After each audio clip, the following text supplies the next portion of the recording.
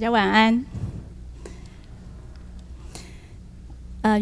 首先呢，可以让一个只有4个工作人员的民间的很小的迷你基金会，可以举办这样的国际性的活动，是因为这4个人的后面有很多的支持者。所以我首先请给我一点时间，来对这些支持在台湾做文化耕耘的这些朋友们表达我的感谢。那这整个的系列是联发科独家赞助的，代表联发科的玉先生在这里，谢谢你，玉先生。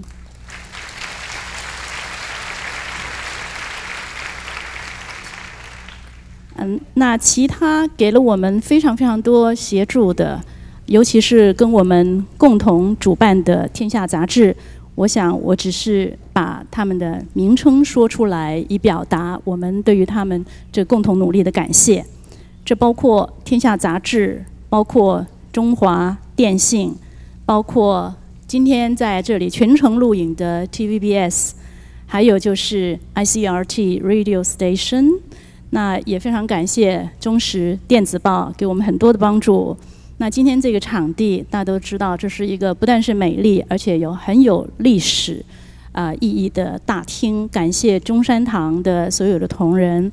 那也谢谢很多的媒体在关注我们所推出的这些思想跟思潮的系列。但是基金会它所依靠的全部都是社会的资源，这包括我们这些董事长跟董事们都是义工，还包括连搬桌子搬椅子都是义工在奔走。所以我想请我们今天在这里的朋友们，是不是给我们那些年轻的大学志工们热烈的掌声，谢谢他们。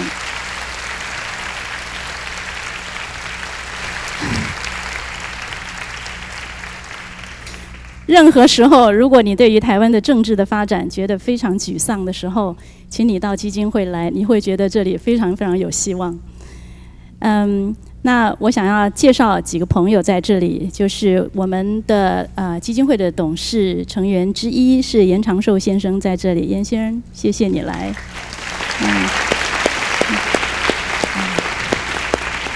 中央通讯社的董事长苏正平，苏先生在吗？是，苏先生，谢谢你来。还有公共电视的总经理胡总经理，谢谢你来。其他的好朋友我就不一一介绍了啊。我们这个基金会是一小群知识界的朋友们以及企业界的朋友们认为，到最后，在台湾得到了民主之后，似乎还让我们非常的不满意。那么到底你能够做什么呢？我们到最后有一个共识，就是说，你大概只能够透过文化的力量去改变你所不喜欢的社会。那这就是我们在做的事情。我们有各种的沙龙，有全部是中文的私沙龙，也有全部是英语，而且没有任何翻译的Taipei Salon。而这个国际的名家系列，就是联发科所支持的呢，是比较大型的，请的是特别的人，它叫做国际名家论坛。可是我们也希望挑战对于社会上主流的意见里头，认为何谓名家？名家代表的是成功。那我们一般主流的社会认为，成功的意义大概是3个条件吧，有钱。比如说 Bill Gates 一定是一个对象，或者郭台铭先生。另外一个是有权，就是有政治权力的人，或者是有势力的人。但在我们这个系列里头，我们希望另辟蹊径。我们心目中想象的所谓的名家以及成功的人他是有理想的，而且有理想之外，他有实践的能力。他对于主流的价值有所怀疑，有所批判，而且因为他对于主流价值的批批判以及怀疑，在他的实践之中，让我们的世界变得更美好的。所以我们这个国际名家系列对于名家的定义与一般不太一样。那也是因为在这种信念的引导之下，我们今天就请到了是阿奈特先生。那这个整个的基金会的努力是希望为台湾培养年轻人有全球的视野，让他可以作为全球的公民来面对这个世界。接下来就容许我换一个语言，能够让我们的客人知道我没有在说他的坏话。And then I will shift to English when I introduce Mr. Arnett. Mr. Arnett is a legend, as we all know. But if some of you, I see so many young people here today, if some of you are aspiring to become a world-famous journalist someday, like Mr. Arnett, I want you to feel encouraged because Mr. Arnett also started out with very little. Almost nothing. With pleasure, I read his autobiography. When Arnett was 24 years old, he and his then-girlfriend actually went on board a ship and sailed with the dream to become a famous journalist in London. But for some reason, he did not go to London. Instead, he stopped at Bangkok. He went ashore. And from then on, he really stayed in Southeast Asia for many, many years, working as a journalist. I especially had a good laugh when I read the part about how he got his real first job in Bangkok. As a young, fearless person, he traveled and lived happily until probably he was out of money, so he needed a job to survive. And he went to one of the 2 English language newspapers in Bangkok asking for a job. The person who interviewed him, after listening to what he said, answered, well, why don't you have my job? Because I won't go. I'm leaving. And so Peter got his job. So this young man, Peter Arnett, started out his career from there. At age 32, he already won the Pulitzer Prize for his reporting on the Vietnam War. And all that time, he was kind of hated by the US government because he always wrote things that the government didn't really want the public to know. And this we know from our own experiences too. And he was one of the last journalists who left Saigon when Saigon fell into the hands of the Viet Cong. In 1991, he was the only journalist standing inside Baghdad, transmitting the pictures of the bombing to the whole world. And because of that unique situation, CNN turned from a small, unknown news channel into a media giant later.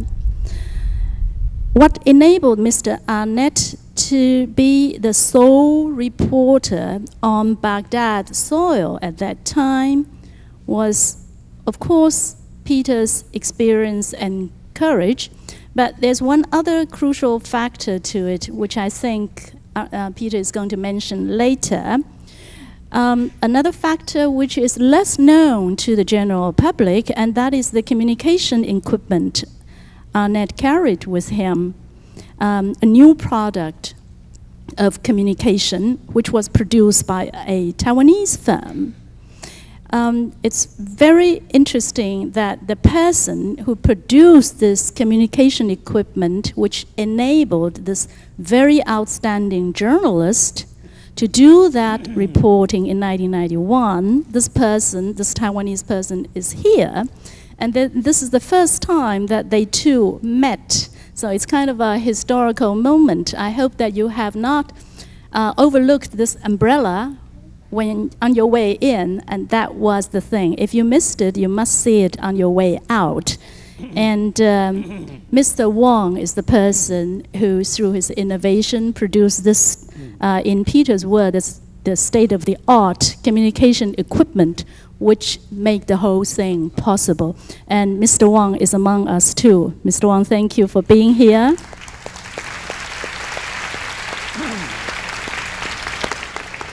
So our generation have actually witnessed unprecedented historical events in this world, and we, the 500-600 people sitting here, we are still living in the continuing shadow of a civil war which has lasted for over 50 years. In the meantime, through the modern technology and journalism represented by a figure like Peter Arnett, we have become eyewitnesses to the, for example, the 9/11 attacks, to the Baghdad bombing, and many other things. And precisely because human suffering as well as human atrocities are being brought into our homes, there's no place to hide, and we are thus confronted with a totally new set of problems, both ethical and political problems, and then we have to respond to these problems both collectively as nations and countries and individually as well. And therefore the meaning of Peter Arnett's visit here today, he might tell me, Ying Tai, I'm not doing anything you are saying, but as far as I can see, I think Peter Arnett's visit here today, the meaning is twofold. One, he can highlight our sensitivity to the situation this world is in. And two, he can inspire, and I hope he can inspire the younger generation in Taiwan in their search for answers to the problems of this world. So ladies and gentlemen, let's give our warmest applause to Mr. Arnett.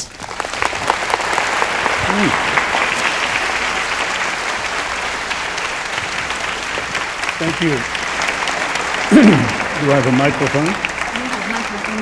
This one works. Okay, thank you. Thank you. It's my pleasure to be here. Ying Tai and all of you have come tonight. What a wonderful crowd. You know, this is a special moment for me for several reasons. One is that I've always loved Asia, specifically China and Taiwan. It was nationalist China when I first came here many years ago, but I'll talk about that later. But currently I am teaching at Shantou University in Guangdong province, 200 miles away, basically, across the Formosa Straits. And I talk to large numbers of students in that university, and here I am tonight in Taiwan talking to students and others here. I think that's an enormous privilege. And if my career has enabled me to be invited both to the mainland China and to Taiwan, I think I've been a huge success.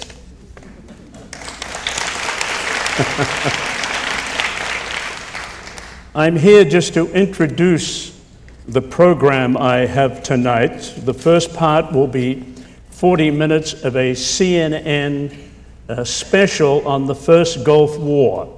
You will see it will begin with a biography of Saddam Hussein, well, the late Saddam Hussein now, but in the first Gulf War, of course, he had invaded Kuwait. He tried to steal Kuwaiti oil and threatened Saudi Arabia. So the United States plus most of the world decided to go to war with Saddam. It was that war in which I covered for CNN, and you will see some of that coverage in this documentary. So it's a 40-minute documentary. After that, I will give a PowerPoint demonstration of my life as a reporter. Basically, how I got to be a reporter, what it was like, where I've been, some of the controversy. Then I hope we have a break because you'll be worn out. I'll be worn out. Then I'll have a lecture for 40 minutes or so, and then Ying Tai wants to let you have a question period of 50 minutes or so. So you can ask me any question you like about anything in the whole world, I don't know everything in the whole world. I will tell you when I can't properly respond. But anyway, enjoy the documentary. Thank you.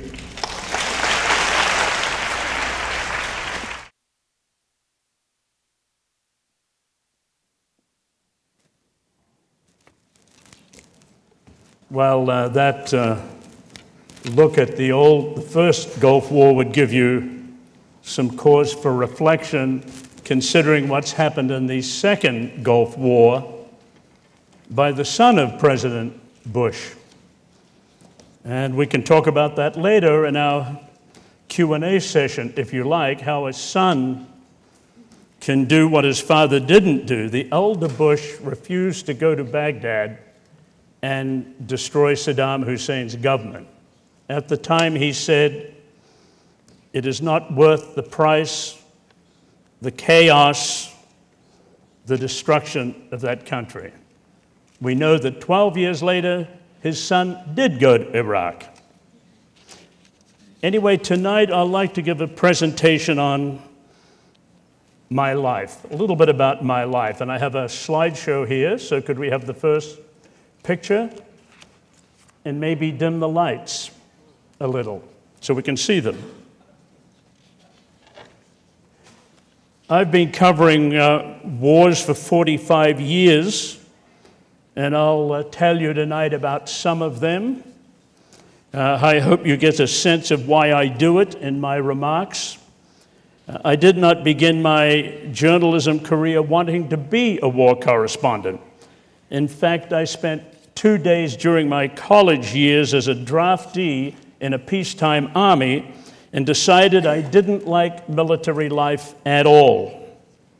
What happened to me, as I suppose it does to most war reporters, is that your accumulated experience convinces your newspaper editor or TV director that at a time when war comes, you'll be perfect for the job. That time came for me in the summer of 1962 when my then new employer, the Associated Press, decided I was ready to cover the Vietnam War. So off I went to Saigon. Next picture. Fortunately, there are interludes in wars. And in one of those interludes, I made my first trip to that place that you can see. It looks like a leaf, but it's actually Taiwan. Known in my time, in those days, as Nationalist China or even Formosa. I stayed then at the Grand Hotel in Taipei, as I did on several successive trips, and indeed also this time. I do enjoy the Grand Hotel.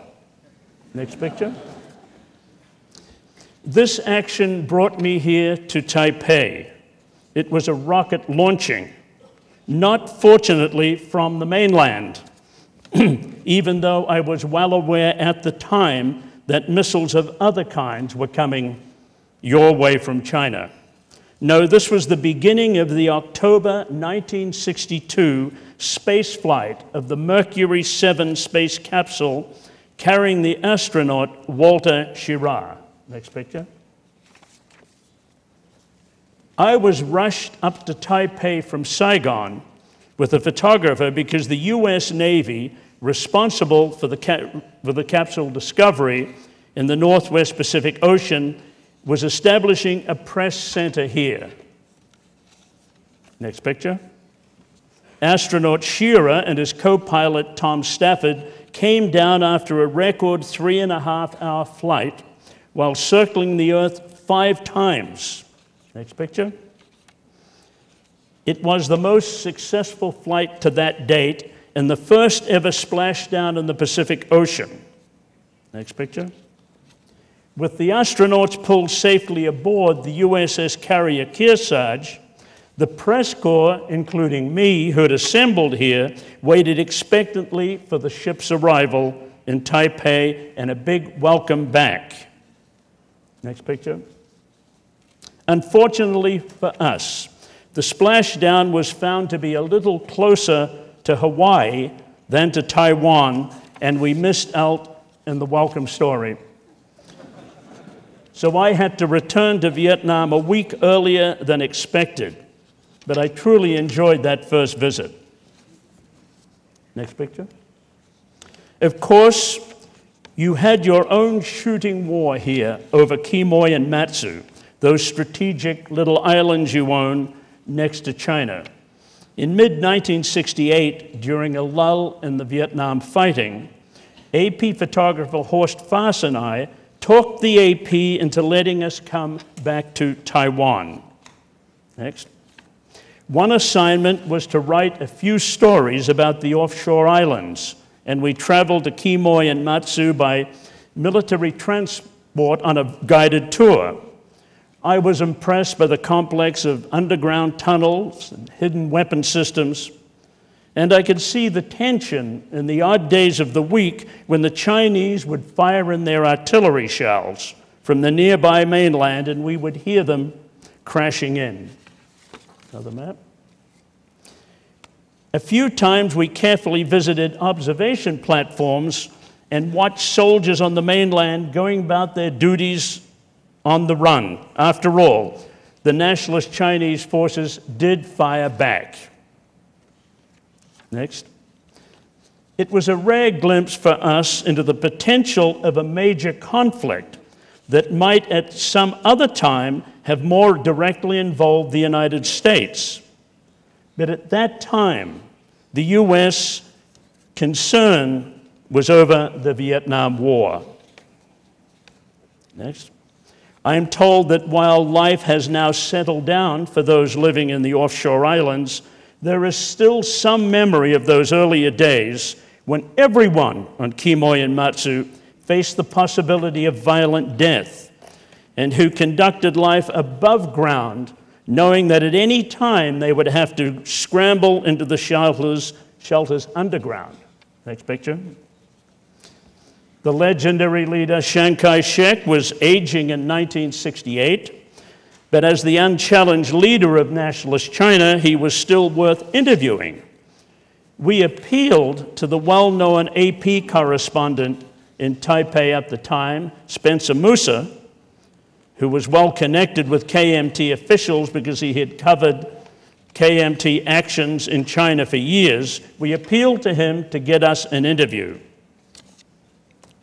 But the legendary leader entertained visiting dignitaries like Nehru of India with more enthusiasm than he did reporters, and we never did get to meet him. However, Spencer Musa did the next best thing. Next picture.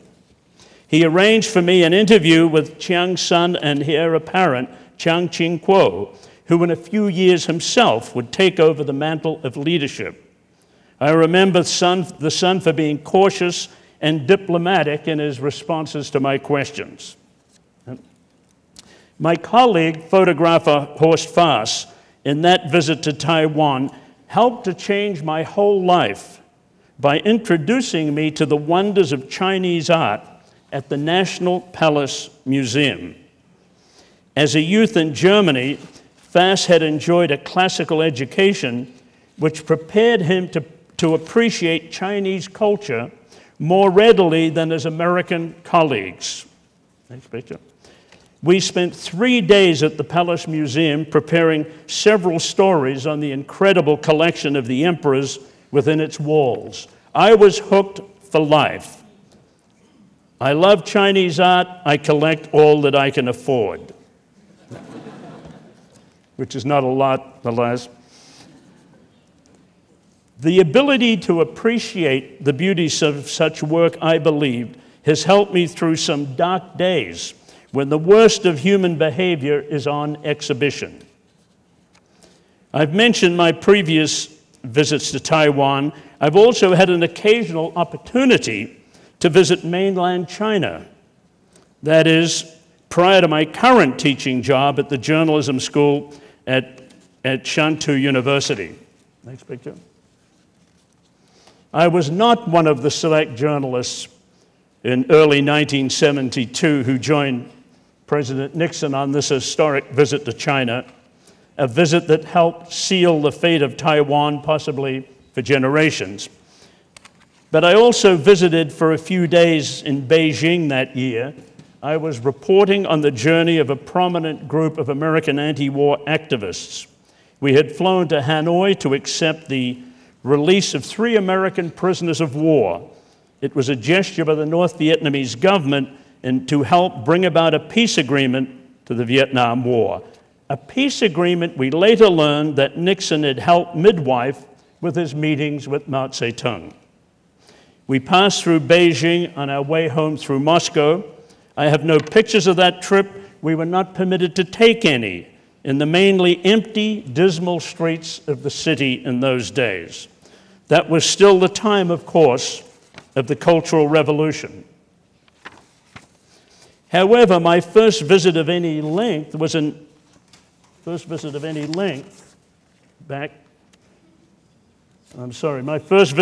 length was in 1979 with the then UN Secretary General Kurt Waldheim. We met regularly with the Chinese president and reformer Deng Xiaoping, and I was along to take a lot of pictures, a couple of which I will show you. At that time, Deng Xiaoping was beginning to talking about opening up China's tightly controlled economy, and he had mentioned the joys of being rich. Waldheim's state visit lasted a week, and it was clear that the Chinese leader valued the presence of the UN chief and the half-dozen American print and television reporters present. We dined at the Great Hall of the People each night we were at Beijing. I also, of course, used the opportunity to visit Beijing's famous tourist sites, and I was now permitted to take as many pictures as I wanted to. In historical terms, that visit was not too long ago. I've been back in China a few times since most recently in 1966 for a 2-month journalistic trip. This year, I was not fully prepared for my discovery at Shantou University of sincere friendliness amongst the staff and the intelligent and vigorous work ethics of the students. I was invited to the university to teach, but I must confess I've spent the past couple of months in an eager learning mode. Shantou, as you probably know, is one of the second-tier mainland Chinese universities, a brainchild of Hong Kong billionaire Li Ka-shing.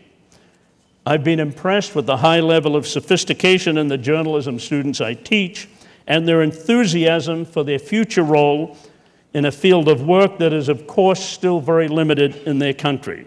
One of the first young men I ran into was assigned to settle me in, said earnestly, quote, "I want to go back to Baghdad with you to cover the story when I return." And now that is dedication and also a sense of how an international awareness seems to be spreading, at least among the young students I met at Shantou.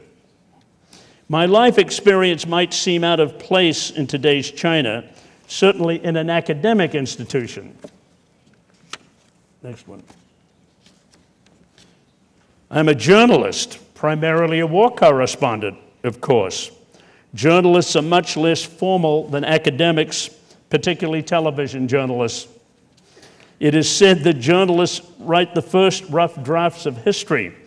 To that, my American neighbor in Shantou, history professor Paul Levine, commented the other day to me, "Yes, you write the first rough drafts, and we historians spend the rest of our lives correcting it." He was smiling when he said it.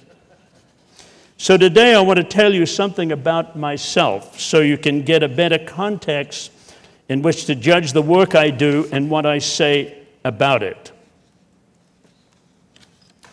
I'm best known, I suppose, for my coverage of the first Gulf War for CNN in January and in February of 1991. That was the first war not only covered from behind enemy lines, but also covered on television. But I had begun my international reporting years earlier in Laos and Indonesia, and then in Vietnam, where I covered the war for the Associated Press from 1962 to the fall of Saigon in '75 and for a month afterwards. Vietnam addicted me to war reporting. I'm still at it today. Here I am in Iraq last October, with American soldiers of the 4th U.S. Infantry Division south of Baghdad. I've covered more than 20 wars around the world, many of them, unfortunately, American-inspired. It's been a dramatic life, and I've been lucky with no injuries whatsoever. Not so for many of my colleagues, dozens of whom have died in battle, such as this man, Koichi Sawada of UPI, a good friend and bold competitor. Yes. There has been fun, too. For example, challenging Fidel Castro to a boxing match in Havana, Cuba in 1976, after I had interviewed him for the Associated Press. And joining the notorious Bosnian Serbian military leader in the field near Srebrenica in 1995 and accusing him, General Ratko Mladic, of war crimes to his face. He laughed off my accusations. Now he is one of the most wanted war criminals in the world. Or chatting with beautiful Benazir Bhutto, the former Prime Minister of Pakistan, in 2001, and hearing her say she wanted to be Prime Minister again, even if her husband had been jailed for corruption. And a rare moment with the great film comedian Charlie Chaplin at a reception in Jakarta, Indonesia in 1961. He complained about America's strict immigration laws that prevented him returning to Hollywood because of a disputed morals charge much earlier in his career. He did get back in 1971 to earn a special Oscar. But mostly my professional career has taken me to battlefields where American soldiers and lots of other nationalities respond to their leaders' calls for sometimes the ultimate commitment, risking their lives for their country.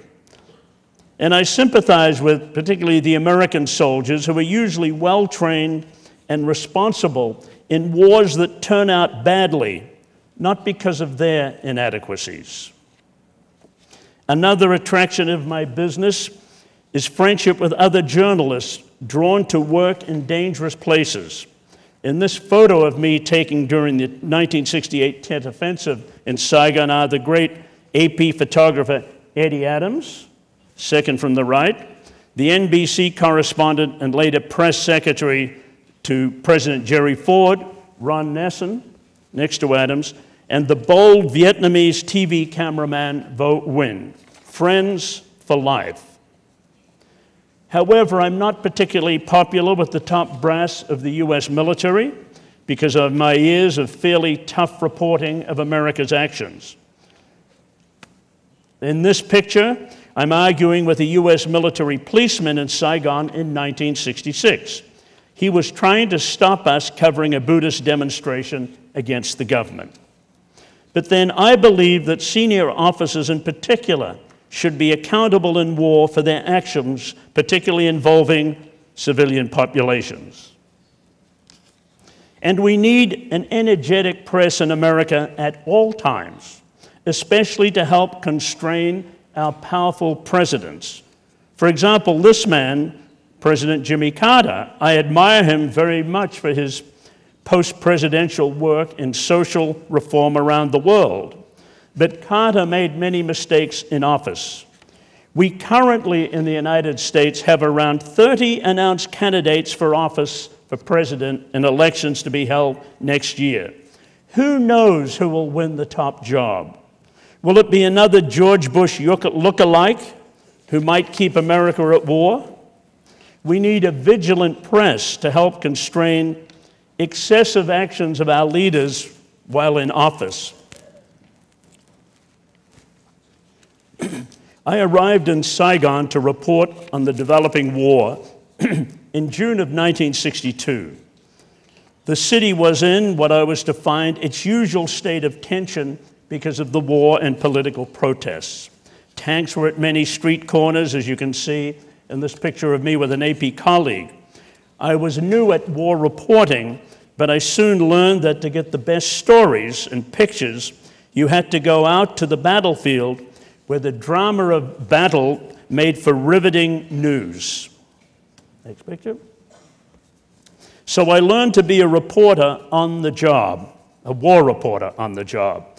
I had some help from AP Bureau Chief in Saigon, Malcolm Brown. He liked details, and he wrote a little handbook called Some Pointers on Covering a Guerrilla War. I carried it with me. I read, "At times you will find yourself in combat situations, and you should react to them like a soldier, by doing everything you can to keep yourself alive and unwounded." He wrote, "Try to keep yourself in good physical condition so you can march or run for a reasonable distance. You might have to save your life doing this at some point." The handbook went on, "You should know how to swim. Canals and ditches are often above your head in depth. And if you hear a shot and think it's not from your side, don't get up and look around to see where it came from. The second shot might get you." Some other points from the handbook. When under fire, lie prone and move on your belly. Look for cover and move towards it. When moving with troops, do not stay close to the head of the column. Professional soldiers are paid to do this. You should not stand near or march near a radio man. They are prime targets of the enemy. And stick close to the unit commander, who is usually in the safest position available. You'll learn more from him than most of the others anyway. The handbook concluded, the whole idea of covering a military operation is to get the news and pictures back to your audience, that's your readers and viewers, not to play soldier yourself. Okay. But there was more than war in Vietnam at that time in the early 60s. There were Buddhist street demonstrations and shocking incidents such as this one. I took this picture on October 5, 1963, of a young monk setting himself alight on a city street to protest the policies of the Saigon government. It was one of several pictures of burning monks taken by AP staffers. The monk just stepped out of a taxi in a brown robe, poured gasoline on himself from a rubber tube, and lit a match. Took just seconds. We were there because we were told it would be the location of a student demonstration. An editorial in the New York Herald Tribune the next day asked why I did not try to stop the monk from committing suicide. But this was not an accident. It was a dramatic political statement. It was directed against the policies of this man, President Ngo Dinh Diem of South Vietnam. It was not for me, a reporter, to interfere directly in the course of history that the suicidal monk had become a part of. The Diem government soon lost the confidence of the United States, which allowed a coup by Vietnamese military leaders to overthrow him in November 1963. So the Saigon government had been overthrown and the press had helped do it. We reporters were becoming a power into ourselves as we learned to cover the war. Some of the older generations of correspondents who had covered earlier wars, World War II, claimed that we were too inexperienced to be taken seriously as journalists. And this became a big debate in the United States. But then we eventually learned that those who had covered World War II were similar to us in age. Wars are fought by the young, and they are reported by the young. At one point, the AP president, Wes Gallagher, visited from New York to give us some advice. He told me, when you're in the field, get along with the generals and the top sergeants. And no matter what you write about them, it is your personal attitude that they will remember and judge you on, not your stories. His advice was well intended but out of date. Vietnam was a new kind of war, fought in a new way, with the press an important part of the whole picture. We took our responsibilities very eagerly and seriously indeed. My youthful energy and enthusiasm with the other AP staffers, including Horst Faas, who's to my left, a superb war photographer who had earlier brought me to Taiwan, was a great friend. We covered the war together and we partied together. I also had the good fortune to work in Vietnam of those years with a group of young American reporters who would inspire me for the rest of my life, while they themselves went on to outstanding careers, all winning Pulitzer Prizes. 3 of them are photographed here. On the left of the picture is David Halberstam of the New York Times. Malcolm Brown of the AP is in the center, and Neil Sheehan of UPI is the other person. We remain good friends today. It was in Vietnam that I not only developed a taste for fresh coconut juice, but I had a sense of where my journalism career would take me, where I would be most useful. My life work would be that of a war correspondent. As a younger man, I had feared going to war, but now I had been given a reason to risk my life. There was another factor. I learned that stories of war created public attention. These were translated into headlines. So I was marrying the idea of risk to the idea of professionalism. So I became willing to take risks that other journalists would not take. So in those early days in Vietnam, we were young, clearly ambitious, and lived the war 24 hours a day. But we were very much tuned into the pleasures of life also. Saigon had remained a livable city, despite the presence of many police and military. The city, after all, had been a center of French colonialism for 100 years and retained a Western character with its boulevards and parks. There were pleasant restaurants and friendly bars and several comfortable hotels, and of course, the pretty girls. Back one, I'm sorry. My attention was captured early on by one young lady who had just returned to Saigon from an education in the United States as a medical librarian. She's pictured here at a party with me. Nina's family was pretty typical of the times. Her father had worked in French colonial administration in Hanoi. They fled to Saigon when Ho Chi Minh's government took power. Some of your relatives have made the same flight from the mainland.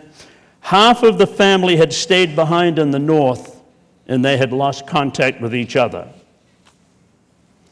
Nina and I were married in Hong Kong in 1964 with her sisters in attendance.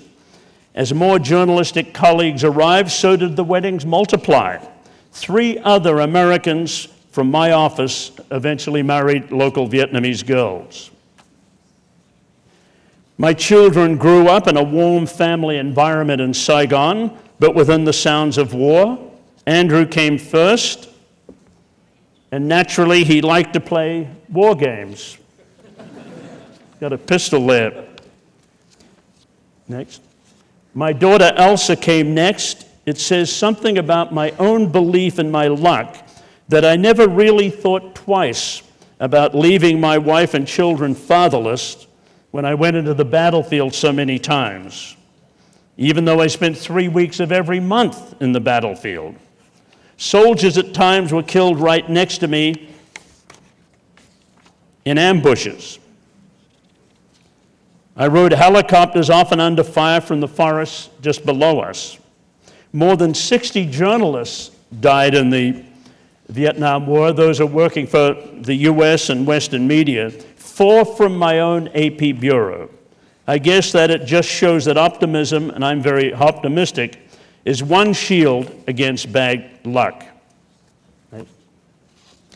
As I've indicated, the lines of controversy over our war reporting in Vietnam developed early. The Kennedy administration had gone into Vietnam declaring that, quote, "We are saving democracy. We are in Vietnam to prevent communist expansion, and what we are doing is necessary for our national defense." At that time, of course, we're in the middle of the Cold War. And here we've got President Kennedy and President Johnson. So we in the press corps did not argue that the communists didn't pose a threat. To the contrary. What we were writing was that what the United States was doing in Vietnam was not working. It was a waste of lives and money. The U.S. authorities at that time, I guess naturally enough, did not want to hear that argument that their policies were failing. Our on-the-scene reports were accurate, and they sometimes placed senior generals in critical fire at home as a direct consequence of our field reports. I'll give you a quick personal example of the confrontation between the press and the U.S. authorities in Saigon. I was asking tough questions at a press conference in Saigon of this man, Admiral Harry Felt, who was the Commander-in-Chief of U.S. forces in the Pacific in the early part of the war. He's here on a Time magazine cover. The Admiral got angry at me. Excuse me. He got angry at me. He turned to me and complained, Arnett, why don't you get on the team? That was it. Get on the team. Support the policy, even though there were many critics of it. That was the thinking of the military high command. They'd say, we're all in this together, so why take pot shots at us? It's like the thinking of the Bush administration today, particularly the thinking of the former U.S. Secretary of State, Donald Rumsfeld. The Bush officials accused the press of unpatriotism when the ineffectiveness and stupidity of the policy in Iraq is being seriously challenged. Okay. The Vietnam War was a learning experience in journalism for all of us reporters here. Here are a few dressed in suits. I guess they're going to the embassy for lunch. There were the political aspects of the conflict we had to deal with also. Up to 1965, we were expected to refer to the Viet Cong, that is the communist fighters, as terrorists. You could say Viet Cong or Viet Cong terrorists in your story, but there was never an effort or even a willingness to explain the Viet Cong's motivations in terms of being efficient or able or idealistic fighters.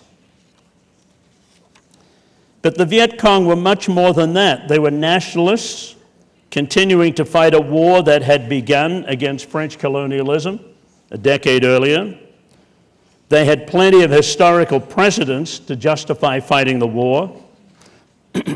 But U.S. officials at the time were interested in portraying the Viet Cong in the worst light.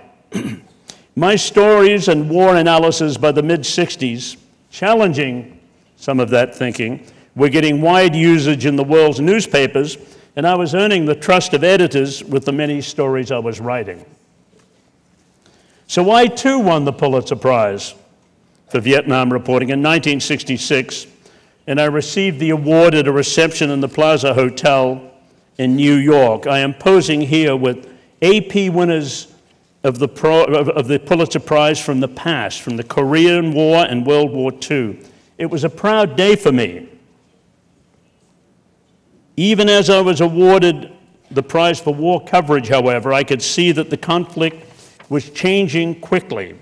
As more American troops were committed to the war, nearly 300,000 by early 1967, so were the battles getting bigger. Some units, such as the 1st Cavalry Division, were quickly bloody. This particular soldier was part of that. I took his picture.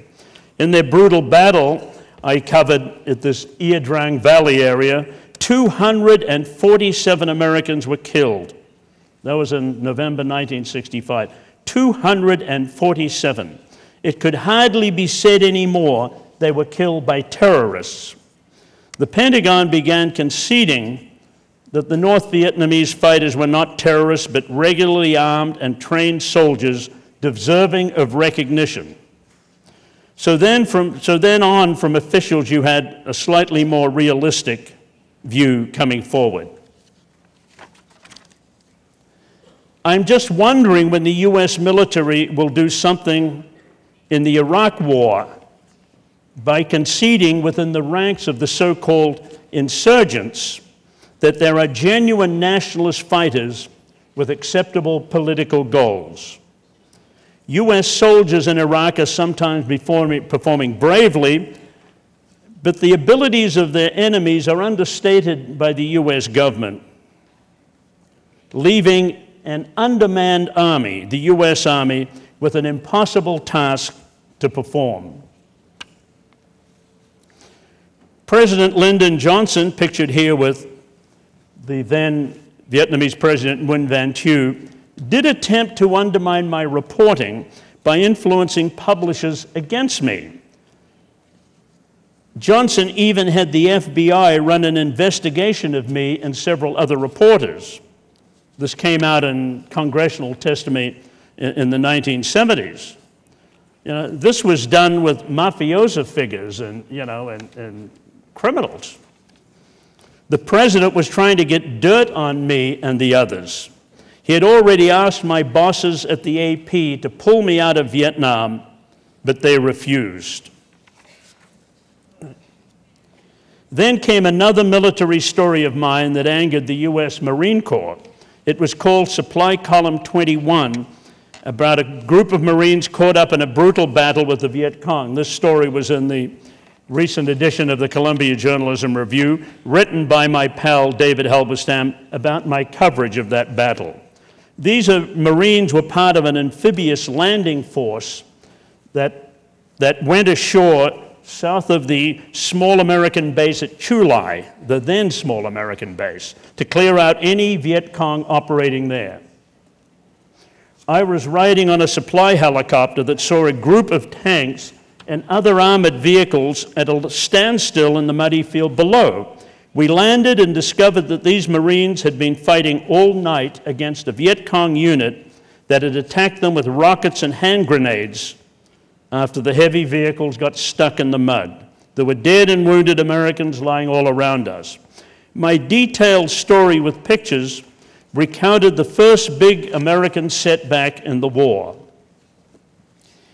Now, senior U.S. Marine officers in the area at the time, including the Marine Commandant, General Wallace M. Green, seen in this picture, they were unhappy with my reporting that the heavy vehicles were outmanned by the clever Viet Cong.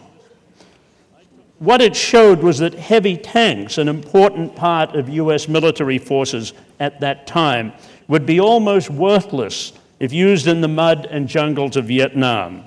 The Marines even denied my story at a press briefing in Saigon the next day, but I had a whole set of pictures to prove that it had happened. Next picture. Later that year, my employers, the Associated Press, invited the Marine officer, General Green, to their board of directors meeting in New York. They had put together a slideshow of the whole operation based on my pictures. It was conclusive proof of my story. The general simply said, I just didn't know that. I think he meant he did not want to know the truth. But that's also an example of how during the Vietnam War our employers supported us, something that is lacking today. Next picture.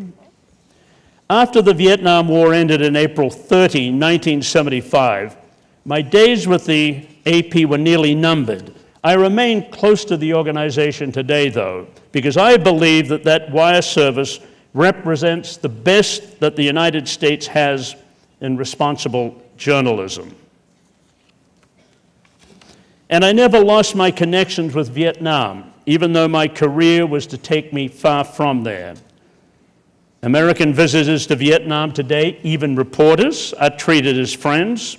I have met several times with the legendary commander of the Viet Minh forces, General Vo Nguyen Giap.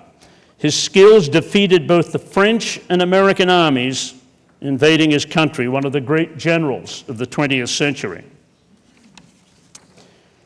He even signs autographs. I hope to meet him again this summer when I will take 10 Chinese students from my journalism seminar in Shantou University on a study trip to Vietnam. I guess that tells you a lot about Asia today. An American reporter who covered the Vietnam War, taking a group of mainland Chinese students on a study trip to Vietnam. You figure it out. I joined the CNN television organization in its infancy in 1981. I had enjoyed my 21-year AP career, but I had the sense that television news was becoming a more effective method of telling action stories. That is breaking news. And I'd always seen myself primarily as an action reporter.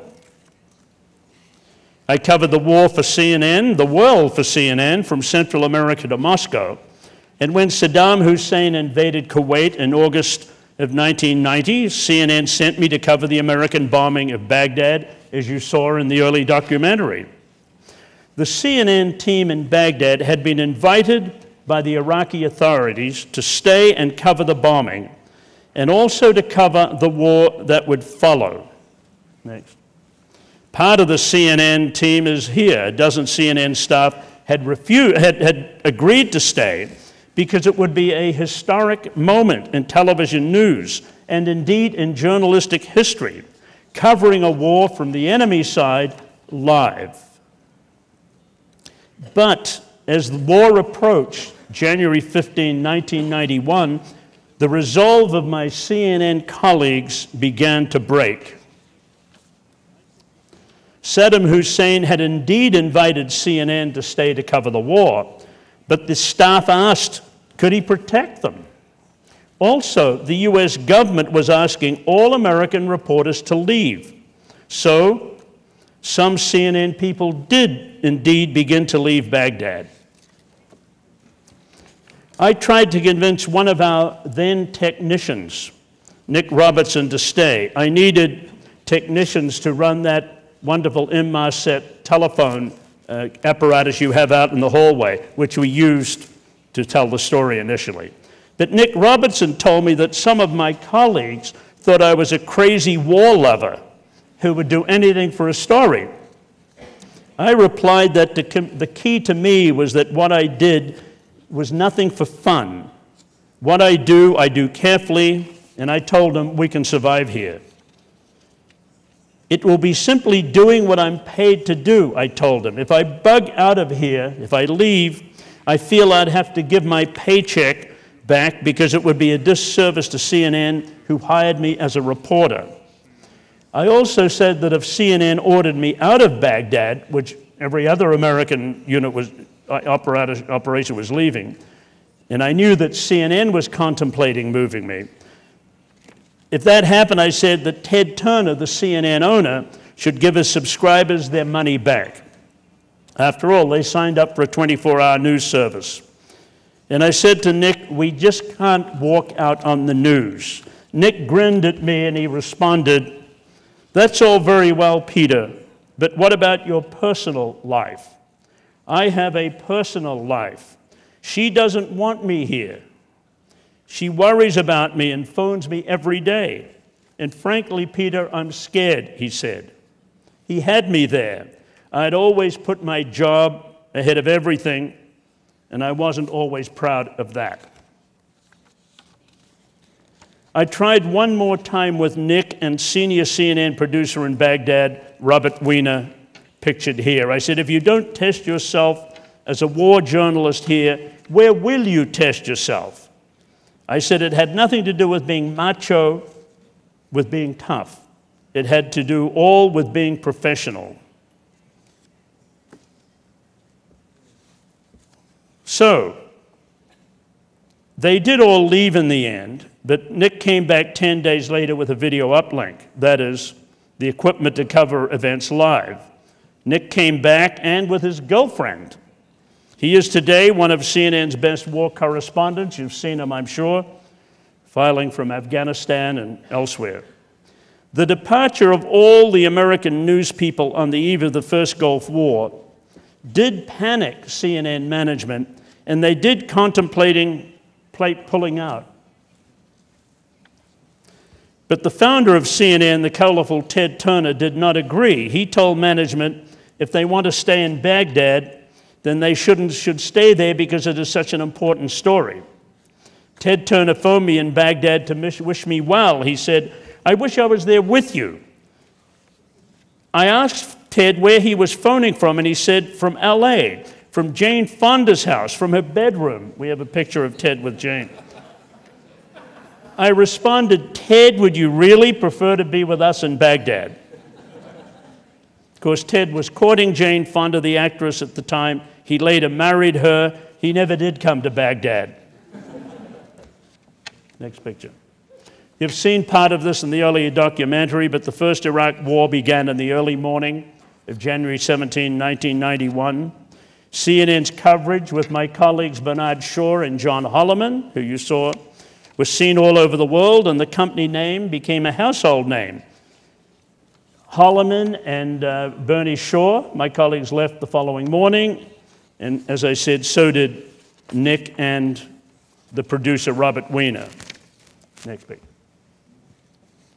And that, in fact, is a picture of the famous Inmarsat telephone call. You can see one just like it out in the hallway. Don't stampede from the hall, please. Next picture. I was granted an interview with President Saddam Hussein 10 days into the first Gulf War. I was staying at the El Rashid, one of the official hotels, but before I left the hotel, I was strip searched by 4 security men who even required me to wash my hands in disinfectant. However, I was not told to use mouthwash, so I presumed I would not have to kiss him.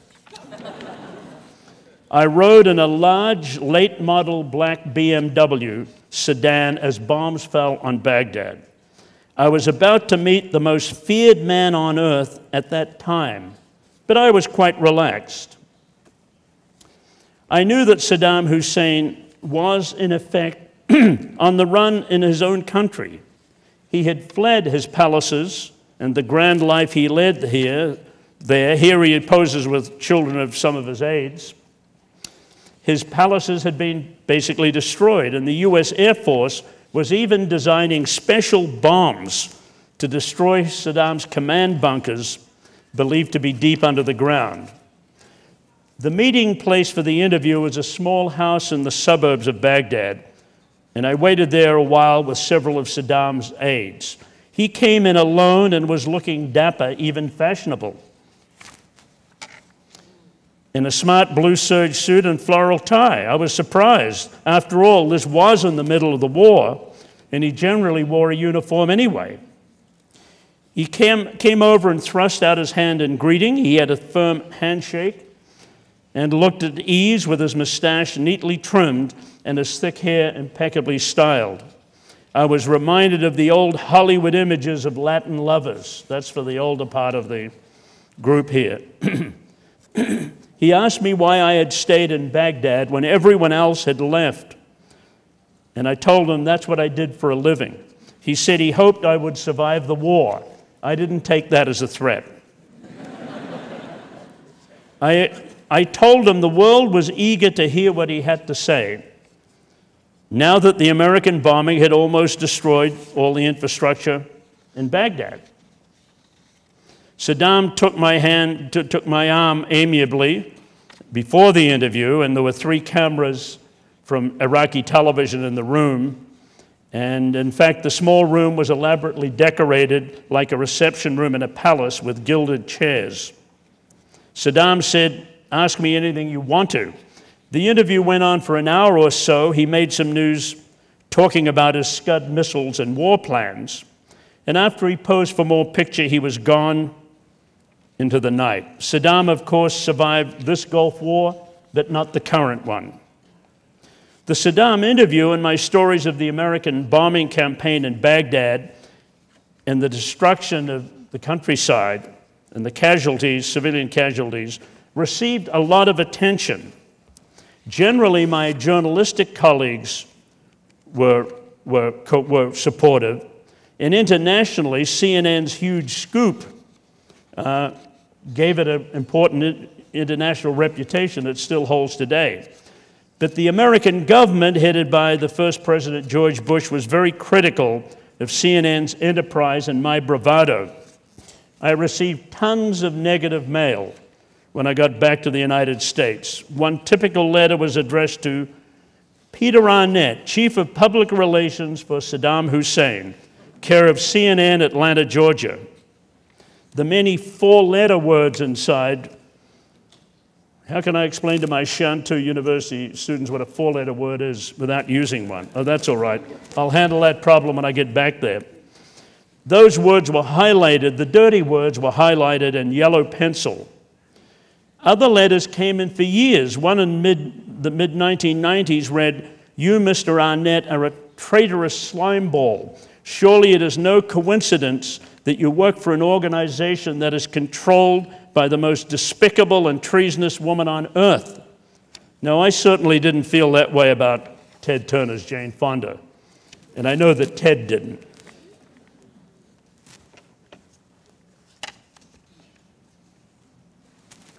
Oh, one screen down. I better hurry with this. We'll lose both. 7 years after I interviewed Saddam Hussein, I interviewed this man, Osama bin Laden. He would soon take over Saddam's title as the most hated man on earth. Hated certainly outside the Islamic world. I'm asked a lot about this interview, particularly because of the disastrous attack on the World Trade Center in New York City on September 11, 2001, an attack which bin Laden claims authorship of. I was in New York City at the time. As I watched the towers collapse, I never had any doubt that bin Laden was behind the plan. Now, my interview came long before the public notoriety of this man. The interview was in March 1997. But at the time, the West's intelligence and investigative agency had privately named him the most threatening terrorist in the world. Bin Laden had already made a name for himself in the Arab world by distributing audio and videotapes carrying his message of violence and Islamic revolution.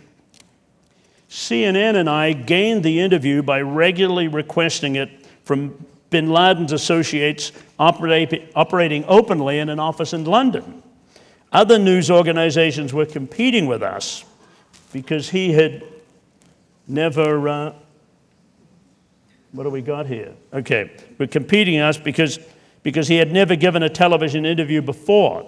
Bin Laden apparently chose CNN because of its worldwide reach and my own high profile after the Gulf War. Our team with me, a producer and a cameraman, flew to Islamabad, Pakistan with 2 of bin Laden's London staff. We drove over the Khyber Pass border to Jalalabad in Afghanistan. Bin Laden's staff told us he was very concerned over his personal security and lived in a series of caves along the Tora Bora Mountains that towered over the city of Jalalabad, where we were anxiously waiting his call. Finally, after 6 days, we were summoned to the mountain top to meet bin Laden. There were elaborate security measures. We were required to wear taped sunglasses and traveled in a car with blacked out windows. We were not permitted to take our video or recording equipment. We were told they would have it. We changed to a Jeep once on the mountain and were stopped several times by shaved-headed Arab security men.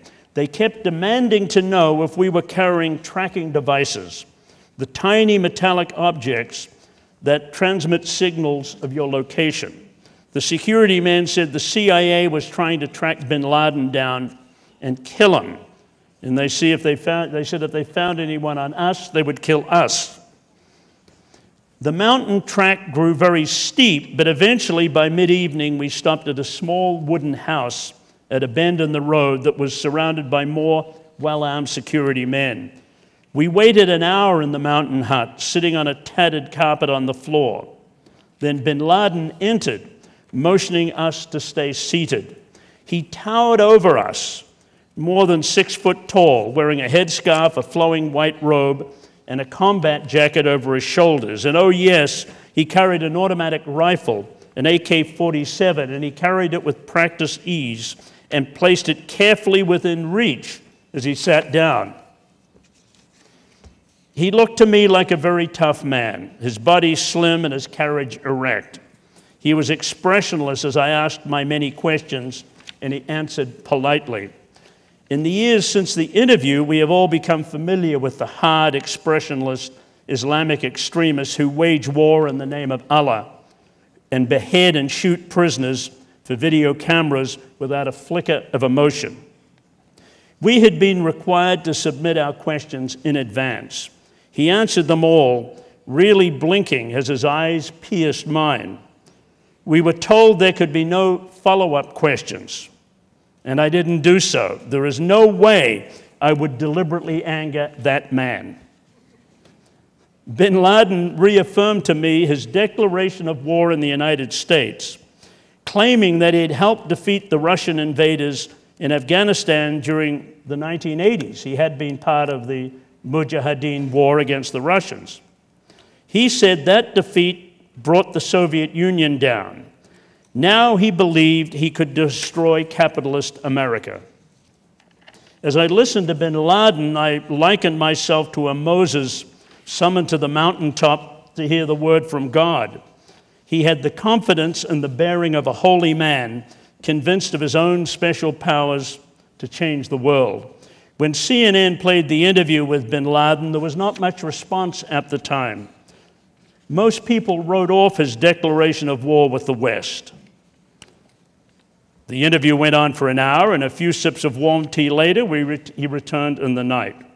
After 9/11, many people retrieved the CNN interview from the internet, desperate to get some inkling of bin Laden's future plans, but it was much too late for that. So I'm getting near the end of my presentation, and it's on to Gulf War II and America's invasion of the mainland of Iraq. At the time, I had agreed to make 3 documentaries for the National Geographic Explorer about my reporting techniques during crises and wars, and we'd made a couple before the war. I had specifically refused to do any live coverage from Baghdad of the upcoming war. I had already had my spectacular Gulf War reporting success 12 years earlier. I wanted to leave this one for the younger generation of reporters. But then here I was with the NBC network when the war started, reporting live all day and night. You might ask, how did that happen?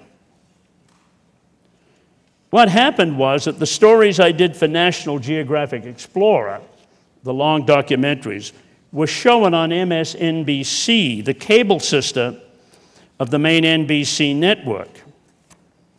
When the war arrived, the whole NBC bureau had left Baghdad for home, along with all the other American news organizations, ABC, CBS, CNN. It was a replay of the first Gulf War. I had the war pretty much to myself again. I couldn't resist. I took these video pictures for NBC from my room at the Palestine Hotel, very near Saddam's palace complex, as shock and awe the first bombing happened.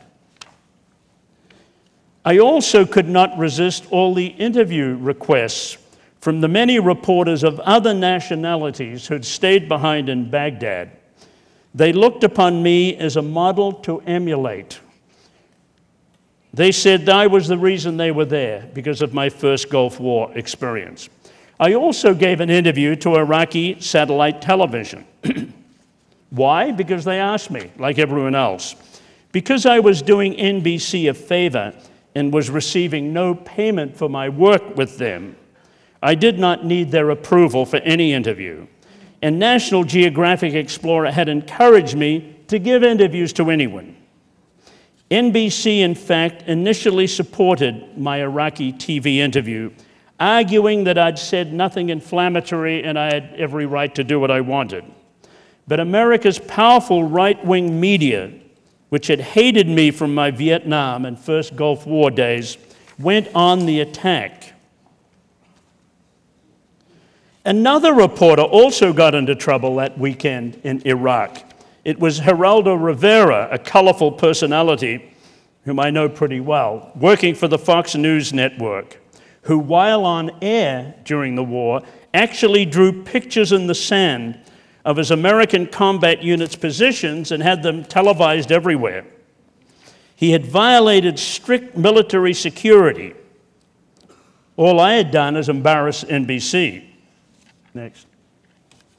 The political cartoonists had fun, this one putting us in a river speedboat with Saddam Hussein. Geraldo Rivera was on the right. I was, of course, in the center. Now, Rivera was pulled out of the war for a week or so, but he was allowed to return despite his security breach, a witness to the power of right-wing journalism in America today. I was dropped by NBC. However, and there's always a however in my life, I was immediately hired by the London tabloid, the Daily Mirror. Its front page the next day had this headline about me, quote, "Fired by America for telling the truth, hired by the Daily Mirror to continue telling it." And I did write quite a few stories for it. Thank you. I also worked for quite a few other international news organizations, including the Taiwanese company, the television station that is covering this tonight. So I do have a connection with you guys. I'm now getting towards the end of my presentation. I'll tell you a couple of stories about those first days in Baghdad as the American troops arrived in town. Soon after dawn in what is now known as Liberation Day, April 8, I started driving around Baghdad. The streets were empty. So this is April 8, 2003. The police and Iraqi military had fled, and the population was staying indoors. One of my Iraqi assistants and I decided to visit Saddam's city, now known as the notorious Sada City, which had always been a problem for Saddam Hussein because of its poor, politicized Shiite population. But as we approached Saddam City, we could see that the crowds were gathering to celebrate. I had mixed feelings about being amongst them. The poor Shiites were not known as being favorable to Americans. Now they were letting off steam in a big way. In the heart of the area of Sada City, the locks had been blown off a mosque closed down by Saddam years earlier. It was now open to a growing crowd of shouting people who were streaming out of their houses. I was hesitant about getting out of our car because the crowd was shouting slogans and raising fists, but my Iraqi assistant encouraged me to join them. I'm in there somewhere in that picture. As we reached the crowd, I was swept up on a dozen sweaty shoulders and paraded around like a conquering hero who had personally brought liberation to the place.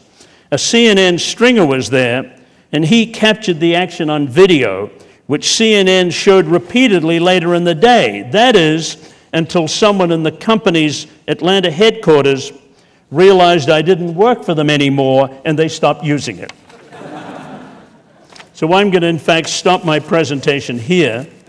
And earlier I talked to Yingtai about having a break, but maybe we can just go straight on. Do you want to go on with questions? Or will I give you some of my lecture too? I don't want to talk too much. Yeah, let me give you 10 minutes of my lecture and then Q&A, okay? Could you bring my lecture over to me? 10 minutes. I want to say just a couple of... See, I had a lot to tell you guys. I'll be back to give it to you one day.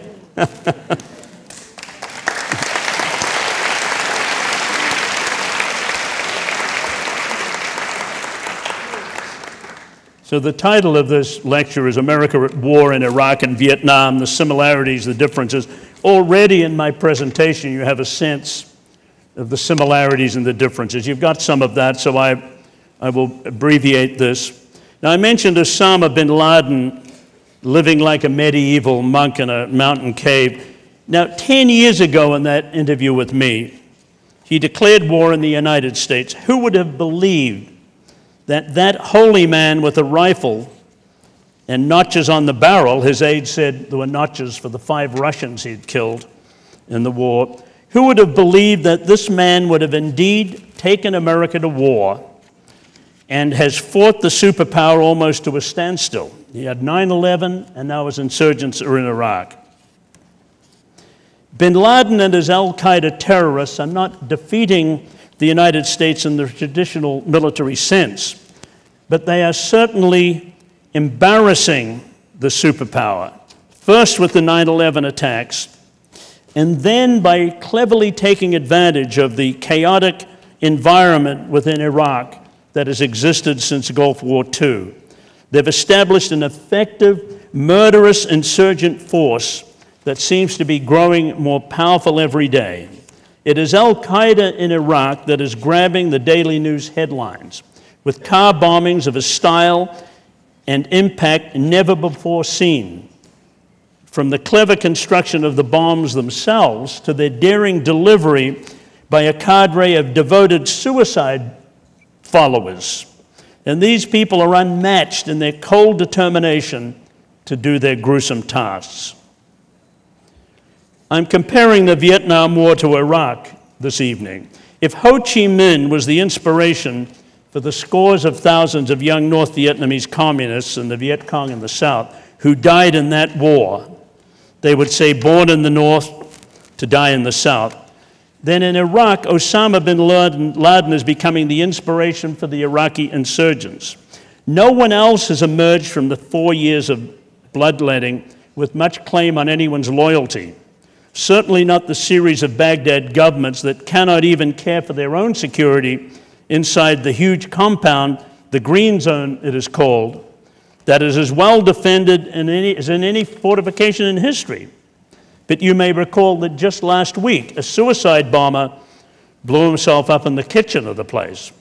Now, the volatile young Shiite cleric Muqtada al-Sadr, while powerful within Iraq, has a little impact elsewhere in the region because of his religion's minority status in the Arab world. No, it is Osama bin Laden's shadow that falls across America's last desperate moves in Iraq taking place right now.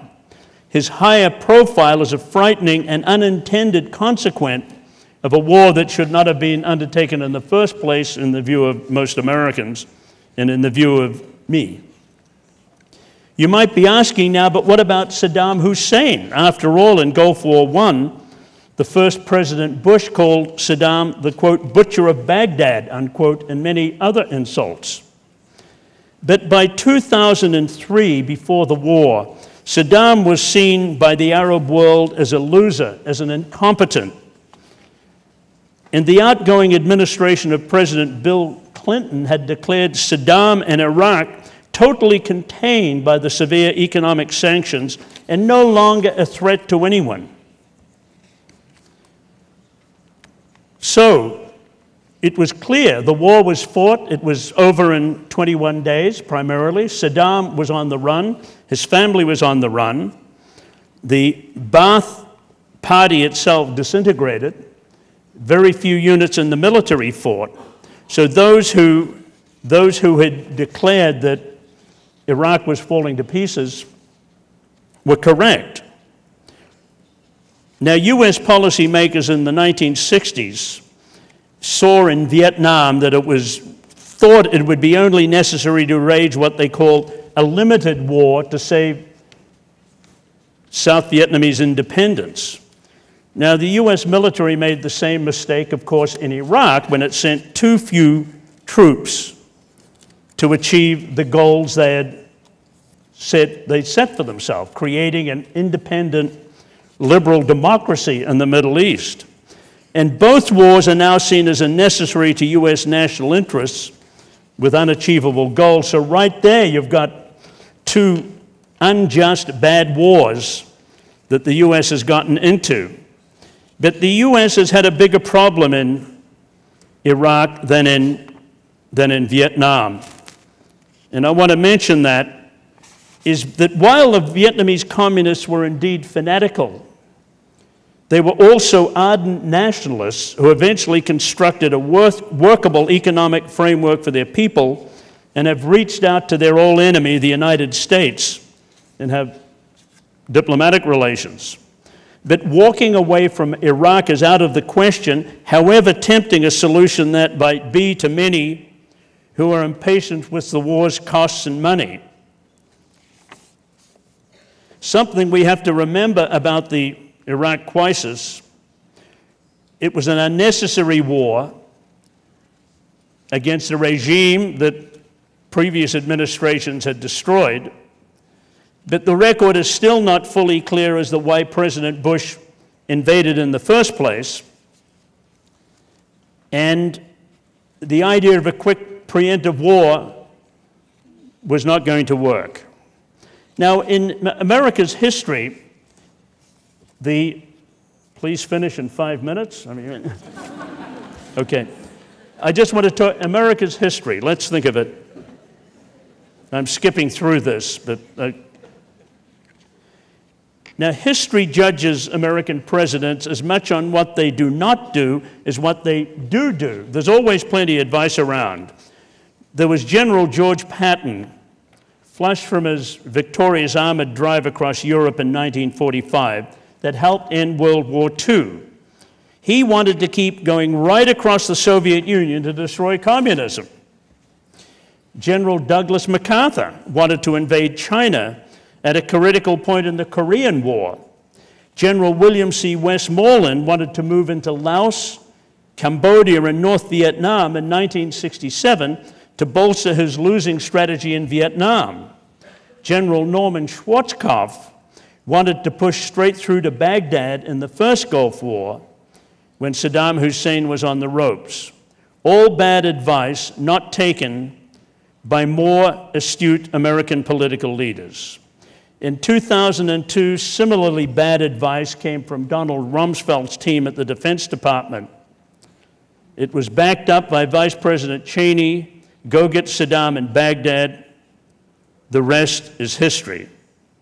Okay, question time.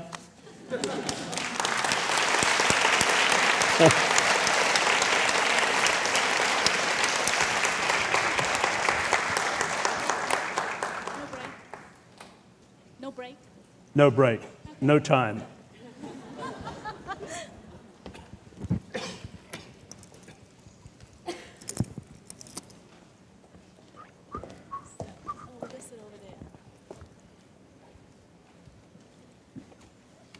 Okay, we'll sit over, okay, good.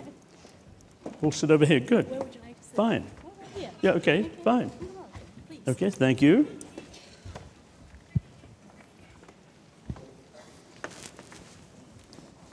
Ah, sitting down. Some water. Right.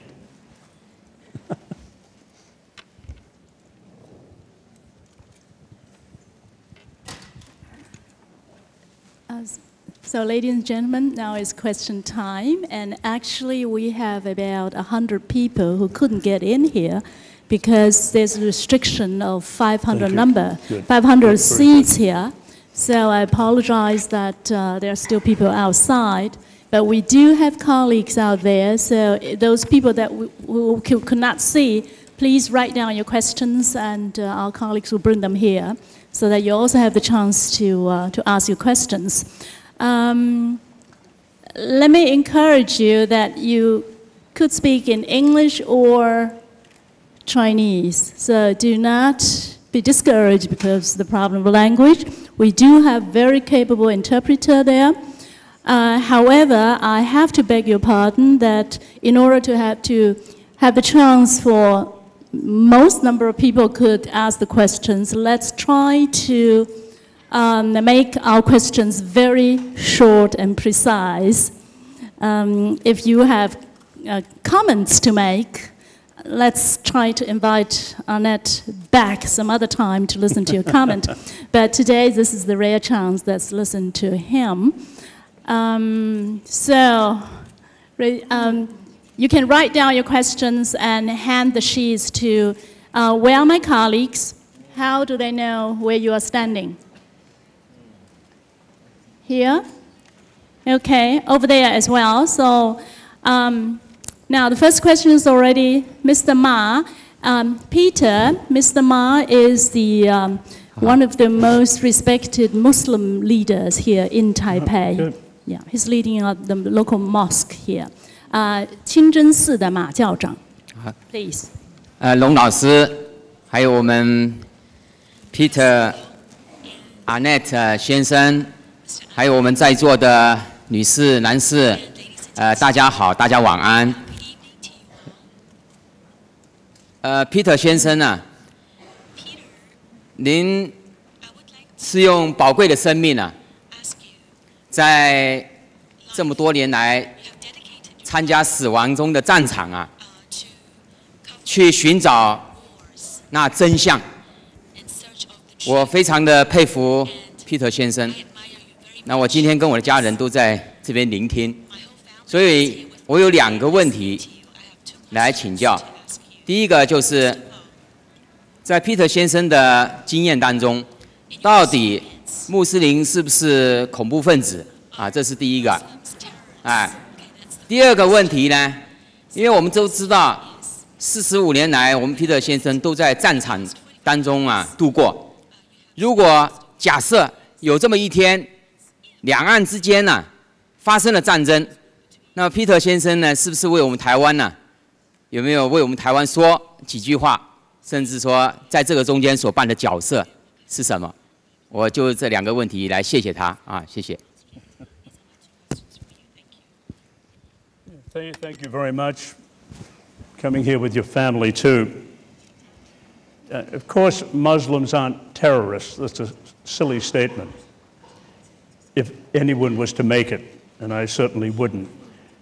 If I'd given my whole speech, I would have talked about my 4 years in Baghdad. I lived in Baghdad in the Karada district in a small house for most of that time, up to summer of last year. I had a staff of 4 Iraqis, a young woman, a driver, a producer, who helped me survive in that hellhole of a city. They moved me around, they got my food, they arranged my interviews, and I became very close to all 4 of them. Right now, they've left Iraq for neighboring countries, but they say if I return, they will return to help me. I also knew their families, so I hold those Iraqis, and there were 2 Shiite Iraqis, 1 Sunni Iraqi, and 1 Kurdish Iraqi on my team. They got on fine together. And so I have only the best of friendship, and when I think about them and their country, it is with great sorrow. And we have to come to terms with the reality, though, that in Iraq today, the insurgency, the violence, beyond what American forces and the coalition are doing, is Islamic violence. The sides are Islamists, whether it's the Shiite side led by Muqtada al-Sadr, or the Sunni insurgents, or Osama bin Laden. So Muslim terrorists exist. I did make a point in my remarks that it would be help bringing an answer to Iraq for the Bush administration and others in the world to better understand the insurgency and what the motivations of those causing so much damage in Iraq, to figure out where the nationalists are and try to resolve that issue. So that is my response. The next issue about Taiwan and China, you mentioned taking sides. I never take sides. When I stayed in Baghdad in the first Gulf War, I was not siding with Saddam Hussein. I was siding with the truth. I was there as a reporter, and I was happy to interview him. I was happy to witness areas where Americans had done bomb damage. But on the other hand, I was not willing to broadcast his obvious propaganda statements, and they knew that. I had a very good relationship with the Iraqis in the first Gulf War. The second Gulf War, the same. I went to Baghdad because I had an assignment to go to Baghdad with National Geographic Explorer. And it wasn't a question of me, joining America's enemies. That's what my critics in the US say. It's rubbish. I don't, but I do cover the story wherever it may take me. If war was to happen to be between Taiwan and China now, it's unlikely I'd be involved, because as I told you earlier, in the second Gulf War, I didn't want to be involved then. I wanted to give it to the younger generation of reporters. Now, those reporters have been in Baghdad for 4 years. So I don't see myself directly involved in any conflict in Asia, and I sincerely hope that Asia's seen the last of its wars. And I don't think I'd even volunteer for that war in the horror that someone may accept me. Thank you. Well, Peter, definitely, I hope you don't come back to Taiwan because of a war breaking out here. I do hope that you come back here when there's always peace here. However, I want to mention that TVBS has been so kind. They are filming this whole process for 3 hours, and they are going to turn it into a 1-hour program to be shown on TVBS. So watch out for the filming, for the showing time. But that also means that we have to be a bit economic about time. So can I ask that if you have a question, we have 2 microphones on each side. So I'm going to ask 2 persons at one time, and the second person already comes here, stand by, okay? This time, any question from this quarter here? Anybody? Please raise your hand, you. And over there, let's see, this lady in black, okay? Stand by, and here, please.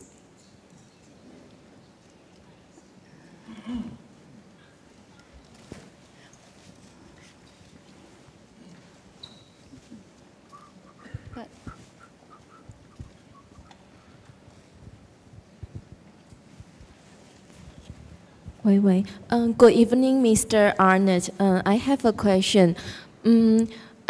As we know, most of the news comes from the mainstream media like CNN or BBC. So as a young people, how do we perceive or judge the accuracy of a news?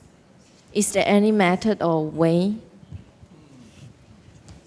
Well, one way is to check how CNN and BBC cover the news. If they have contrary viewpoints, if they're not, if their stories don't match in the sense that, CNN has a story about car bombs in Baghdad and BBC says there were none. I mean, you can basically quickly check in terms of, the accuracy and how they handle the obvious stories. In terms of what we call media bias or media attitude, I think you can say that CNN essentially, represents the views of, or the feelings of what Americans, American attitudes to the war. Initially, CNN supported the war because most Americans supported the war, and CNN in the Second Gulf War did leave Baghdad because the US government asked them to. There was a great surge of patriotism in the United States after 9/11. The press, unfortunately, was swept along by it. And many news organizations have been apologizing for the past couple of years for presenting false information from the government and from sources about weapons of mass destruction and so forth. I think that in terms of the BBC, I mean, they've got a long track record in telling news, basically, but again, from a Western point of view, they're reporting news for educated elites financial people, politicians, those who can speak English around the world. So they're going to present information which they think will interest their viewers. I think there's probably less political spin with the BBC, but on the other hand, CNN is more likely to go with factual information rather than bias. That's my sense. Okay. Can I, if you don't mind, maybe if you are going to ask questions, you can actually line up here so that we go even move faster. Please feel free to stand out here, and I'll come back to you. Please. Could you also tell us who you are in a few words so that Mr. Arnett is aware who is here tonight? Okay. Good evening. My name is Chloe Picot. I'm a photojournalist and a writer. I've covered some parts of the Middle East and Southeast Asia and war corresponding and so forth. But so, Mr. Arnett, I'd really like to thank you for being such a great inspiration and for doing such an incredible job and for telling the truth and for not backing down. I'd really like to thank you for that. It's been a great inspiration. So my question is in regards to what happened a couple of weeks ago in Afghanistan with the kidnapping of the Italian journalist who was later released for, I think, 3 or 4 Taliban. I'd like to know what you feel about that, how you feel about that, and what can be done to protect journalists, and the unfortunate thing that Amjad, the fixer from there, was beheaded. And I'd like to know what your take on that, and why is this stuff happening all the time to journalists recently? That is an important question, certainly for journalists. In this contemporary world, the world today, the military actions are very unlike earlier wars because, say, in the Vietnam War, we always traveled with the US military or the South Vietnamese military. We assumed that they would protect us. When journalists died in Vietnam, they were killed alongside soldiers. So this was the price we would pay, and right to the end, we continued to go out with the soldiers, send our reporters and photographers out, because in the tradition of war reporting, that's what reporters did. Today, in Afghanistan and in Iraq, you don't have any particular front line or particular military force that you can sort of join to get a sense of what's going in the story. You have to basically move around on your own or in groups, and you have to try to figure a way to tell the story from different sides without being hurt. Well, of course, reporters are hurt. They're extremely vulnerable as they drive around Afghanistan, as they have been vulnerable in Iraq, moving around Baghdad and that country. The issue really is how eager is the journalist to tell the story, how confident is that journalist to tell the story, how experienced is that journalist. And it seems to me there's a lot of journalists going out in the world today with hopes that they can achieve success, but who haven't been able to do it, who have been really unlucky. But as I say, this is a special time. It sort of connects almost with this phenomenon of the internet. Everyone in the world can be a reporter in their own way on the internet. They can have their website, they can blog. And others say, well, I'm on the internet, I'm a blogger, I'll go to Afghanistan and write about a war. And that is very dangerous. I survived over the years because I worked for 2 great news organizations, CNN and AP. They gave us security. They gave us finances. They gave us insurance. They worried about us. They had influence with all governments that were fighting wars. That you have a small French newspaper or, freelance photographers and others, they don't have that protection. And it makes it very difficult if you're not working for a big organization to survive in this dangerous climate. Now, this first part of your question, Italian journalist who was released while his fixer interpreter was beheaded. I think that was most alarming.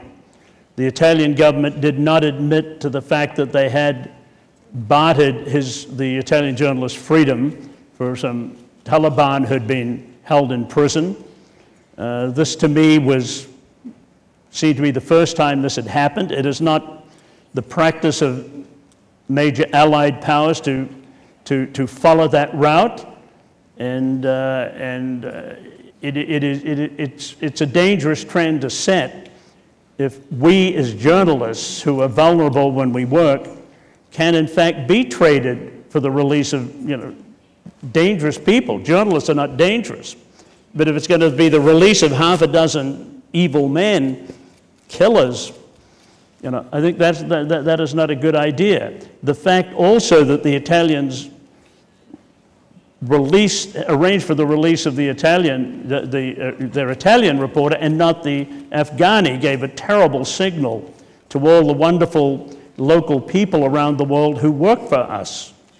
A local employee in Iraq or Afghanistan or anywhere should have the same rights and support as any Western reporter, anyone in the news organization. So I think that is a bad idea. The Italians, however, it is known, paid considerable amounts of money for the release of other reporters. This also is not a good idea. Reporters should go into covering wars realizing that, they have to, that they can't expect to be freed in that way because of possible mistakes they made. But thank you for the praise. I appreciate it. Peter, I have to read out from some of the written questions here. And I summarize, there are several questions coming to the same question, which is also my question here. In 1991, when the first Gulf War broke out, I mentioned to you that I was in Germany, and I watched how the Germans reacted to that, with the particularity of the German history that people, the private sector, the people wanted to distance themselves from the state. So at that time, actually, there were many German soldiers who refused to serve in the war, and they were against the Germany as a country to get involved in that first Gulf War. So there were soldiers, I was looking at the pictures, there were German soldiers who actually walked out of barracks and put their helmet, put their gun down and with the bayonet and put their helmet on that saying that I leave. Okay, that's one thing. And then you have been in China for the past 2 months. When during the first Gulf War and the invasion in 2003, there's a big debate among the Chinese intellectuals in China. That is, one part would say they support the American invasion of Iraq because against the dictatorship you have to use force. Another faction of the intellectuals would say that is wrong. An invasion is an invasion. So the question for you is, well, as a reporter, when a great conflict breaks out, how do you make a judgment in a difficult situation? The key to the American media, the mainstream media, and the media I've worked for so many years is that we don't make judgments. We don't make judgments. In fact, through the whole of the Vietnam War, I was unwilling to say this is a good war or this is a bad war. And I'll tell you why I don't make judgments. In Vietnam, the United States supported the South Vietnamese government with much money and with soldiers. And there were millions of South Vietnamese who didn't want to be communist. I married one. Her parents didn't want to be communists. They'd fled Hanoi. And when the country fell to the communists, another 1.5 million Vietnamese finally left. So in Vietnam, if I was to say the war is wrong, my own wife would have said, what do you mean? We don't want to be, taken over by the communists. We should fight. However, on the communist side, and I did visit Hanoi, they said, this is a war of nationalism. We own South Vietnam. You know, the peoples of South Vietnam should be, you know, part of a greater unified country. We want them, and we're going to get them. Now, the North Vietnamese had a claim on the South because under the rules under the conventions that followed the departure of the French, they were, in fact, given the opportunity to have elections in the South. And the Americans realized that Ho Chi Minh would get elected, so they canceled the elections and propped up their own government. So what decision could I make? Now, in Iraq today, you could say that at one level, America made a wrong decision to get in. But having got in, where do you make a judgment? There's a lot of Iraqis who say, if America leaves, we will die, particularly the Sunni side, because the Shiite side is very well armed and is emboldened and is power hungry. It's never held power in Iraq in history, even though it's the majority people. There's been a lot of killings, and there will be more, these people say. So again, what judgment? The way that what I do, I'm an eyewitness to events. The reason I've covered so many wars, the reason I go to wars, is that I can tell you on a day-to-day basis what I see, what people say. You know, I can take pictures of what is happening, but it's guidance. I give you guidance, because there's all sorts of wars, different parts of a war, but I will try to give you material, reference material, that you can say, Peter Arnett said that, he saw that. Now that is something we can think about when we make judgments.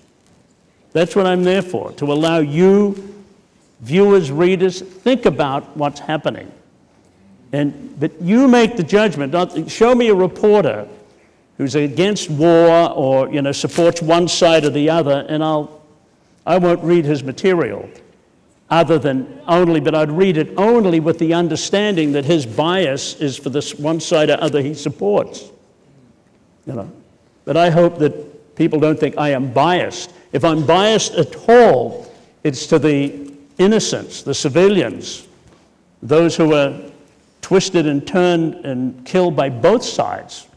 You know, that's where my bias lies, and I think that's a healthy bias. Okay, here, please raise your hand. One, there were a couple of hands there. Not anymore. Two, one, two, third person? Okay, sure. Third hand? Four, three. Okay, 1, 2, 3. And this side? 1, 2, 3. Okay, please. Pretty good questions. They're good. Good evening, Mr. Arnett.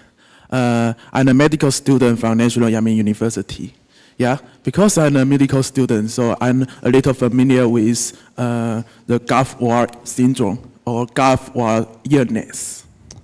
I think that in 2003, the acknowledgement of this syndrome by the England High Court is a great victory of not only the veterans but also the press.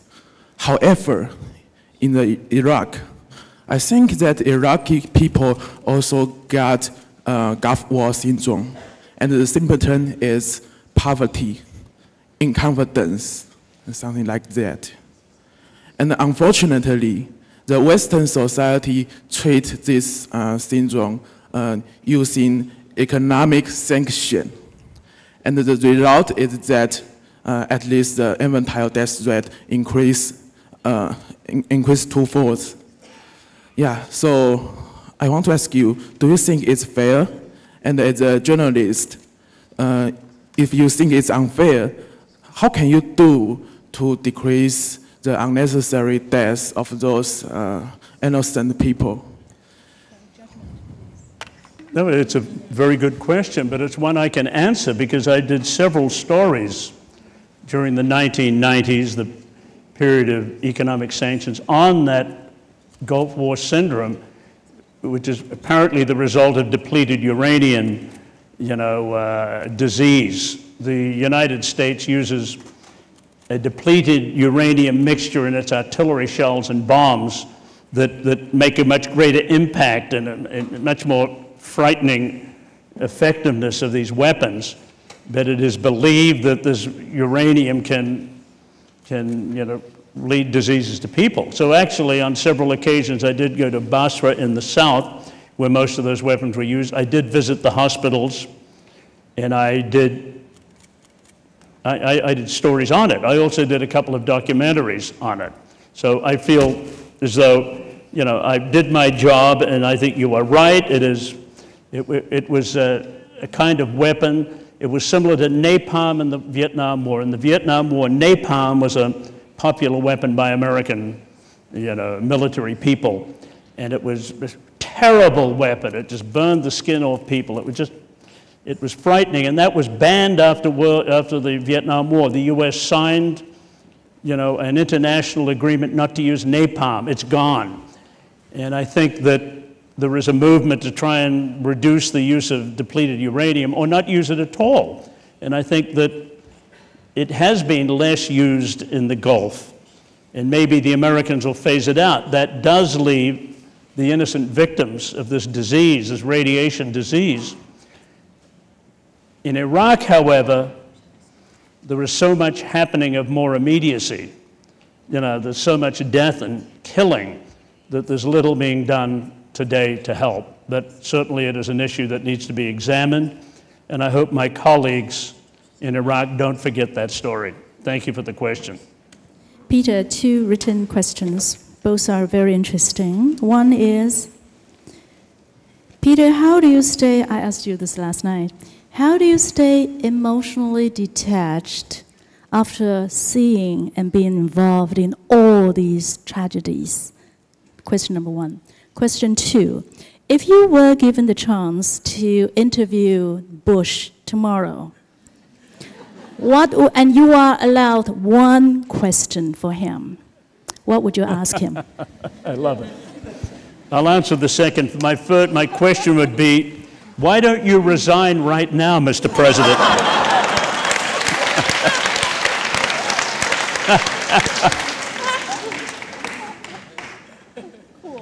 When you talk about being detached emotionally, I get to think like a detached retina. I mean, your emotion is gone. Of course I'm involved emotionally in every story I cover.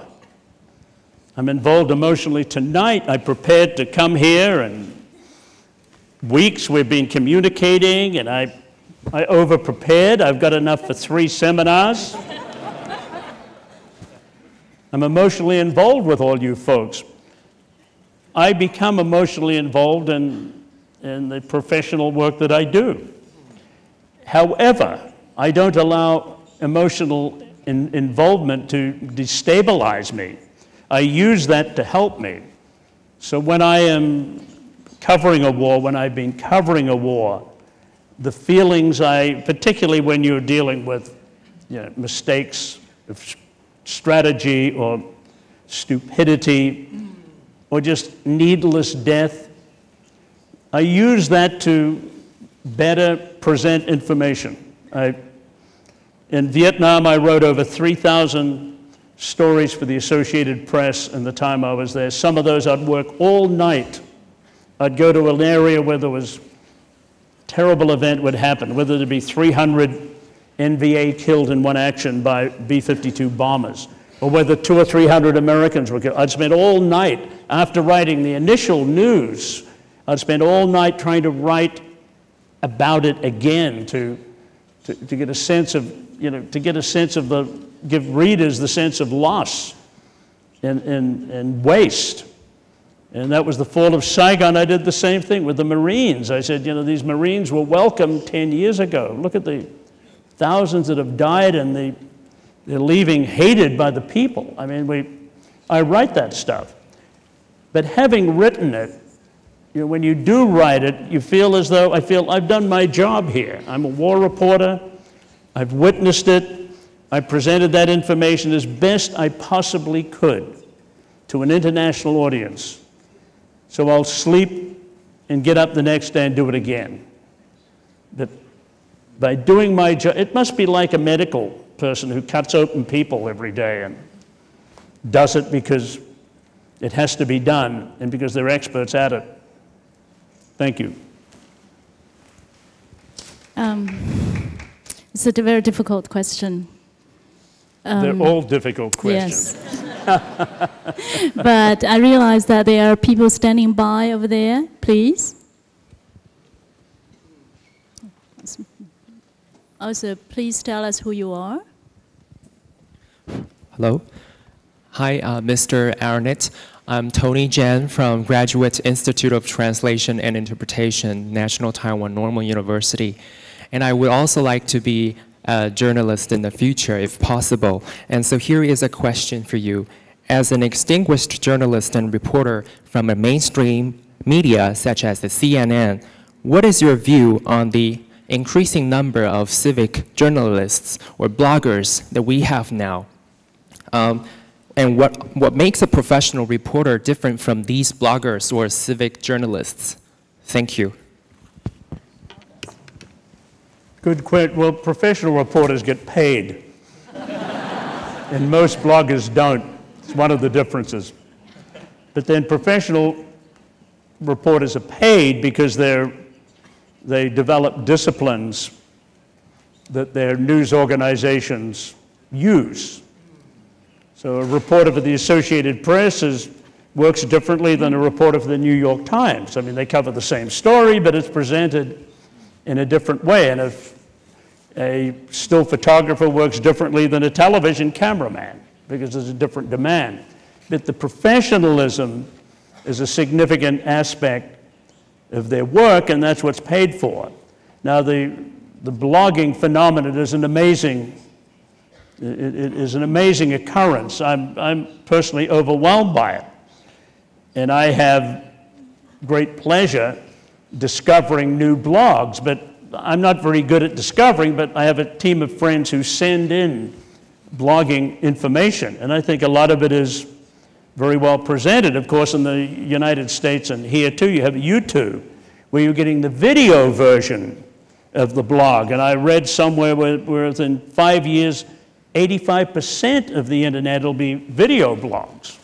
And you have all these amateur videographers with cell phones roaming around the world getting pictures. It does, as I said earlier, empower everyone in the world essentially to be a reporter. The problem is that the mass of information is so hard to digest. 5, 10, 15 million. Think of the numbers, you know. And I read somewhere in mainland China there's 20 million bloggers. I don't know if that's true. But could you imagine the potential for bloggers in a country of 1.3 billion people? And as far as I'm concerned, it's all in Chinese, which makes it even harder to read. Now, this is a phenomenon that is still unwinding. I think it's one way that people who are frustrated at home can sort of get their frustrations out, I think, on the internet. Sooner or later, they'll realize that not many people are reading them. But maybe the whole process of creative thought is a good one. I think the internet and blogging is an educational tool. You know, people actually sit down and think deeply about subjects that worry them, when in the past they wouldn't do much about it. So I think it's a phenomenon that is worth following and will definitely influence the media in a large way, but right now, at this point in time, I don't think I'm in a position to go into much detail. But it's an exciting development, and everyone should blog. That's my advice. Speaking of advice, I think you have been asked this question many, many times over, but I do think it is an important question here. What is your advice to the young people who are here tonight who aspire to become journalists?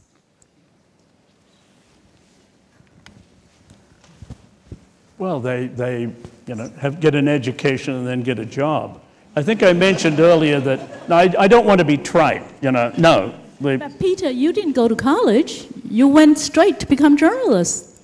Yeah, but that was, in New Zealand, it's different. I mean, in New Zealand, Yeah, but the system, we learned journalism like a trade. They did not hire college graduates in New Zealand. They would not hire a college graduate. In New Zealand, you joined out of high school and you became a copy boy, meaning you delivered copy paper to people. Then you became a cub reporter, and they would send you out to do little stories, interviewing a little old woman about a cat. Then you'd get to graduate to bigger stories, city council, some sports. If there was a natural disaster somewhere, a little mini tsunami or a volcano, a lot of volcanoes in New Zealand, you'd get to do that. By the time I was 21, I took off for the world. I could work in any paper in the world. I had that experience. So I hadn't been to college, but in journalism at that place and time, you didn't need to be at college. When I walked into I went to Sydney, Australia. You told the story earlier about me going to Bangkok and this young man saying, "You're going to have my job." When I went to Sydney, Australia from New Zealand, and I was just a kid, 22, and I walked into the Sydney Sun newspaper, a tabloid, 500,000 circulation.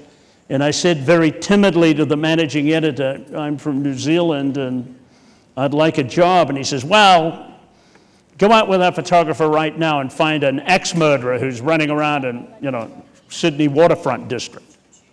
And I actually did it. I didn't find the ex-murderer, but I knew the motions. So it was a different era. My daughter is a journalist. She graduated magna cum laude from Harvard University. But she had to try and get a job. She had to work around difficult bosses. She did some overseas work in the Philippines and elsewhere. And the college degree was great to have, but once you start being a journalist, they say, "What are you doing for us today, Jack or Jane?" And you can't take your degree, to the New York Daily News or anywhere. You have to be able to prove you have what it takes. So getting back to journalists, today education, of course, is an essential in this world. You have to learn technology, internet. The students in Shantou, they have an amazing variety of tasks they have to perform, using cameras and internet and editing, and they're preparing thousands of one-man bands. These students will go out and cover a war by themselves. But today, you graduate from a good journalism school. You hope that you can talk your way into a job or have someone get you a job, and once you're there, you have to realize that college education was not about journalism. College education was about education. And when you get to your television station or newspaper, that's where they'll teach you journalism. You'll start at the bottom, as I did in New Zealand. There's no other way. You have to start and learn the ropes, as they say. And when you find out that you like it, the day I walked into my first newspaper job at age 17 3/4, when I walked out of that office, I knew this was for life. I was going to do this for life. The idea of communicating from one part of the community to the other. Communicating from a policeman to the readers, from a sportsman. I knew I wanted to do it. Wanting to do it is an important issue, because I know journalists who would rather be something else. But wanting to do it. It's a great profession. It's got good rewards these days, and you just get in there and learn it, stick with it. And you'll be a war reporter one day. As I said earlier, when you're capable enough to have your boss say, "Get to Baghdad tomorrow." But you don't have to go to Baghdad, but he may ask you to go. You might as well stay here at the Taiwan Strait. Ooh. Well, some people say the war is going to break out here in 2008. So we have our chances. Here there were a couple of hands raised. Please. Hello. Good evening, Mr. Arnett and Mr. Long. My name is Chris Chen, and I'm from National Zhenshi University, majoring in radio and television. So I'm sort of in this field as well, hoping to become a journalist in the future. You mentioned that you report to the audience what you see and what you hear and all the events that take place in the war zones. So I have a question in regards to the news resources. Apart from what you personally experienced, I would assume that you also receive official information from the governments. Then how do you scrutinize? I mean, how can you tell whether that is not propaganda? And also, I will also assume that you make contacts with the locals, to get stories from them, to hear stories from them.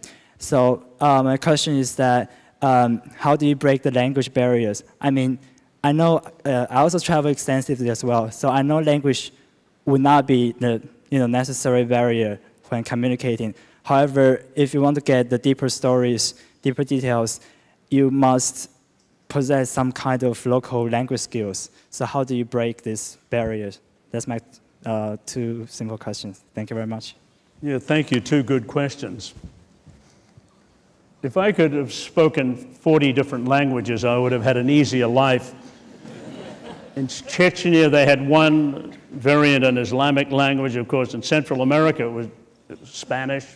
Then you get to Africa, and many of those nations, Sierra Leone speaks a different language of those in the Congo. In the Congo, there's many different languages, So anyway, how do you get over the language barrier? You hire local people who are competent in language and mold them into assistants that can be of value to you.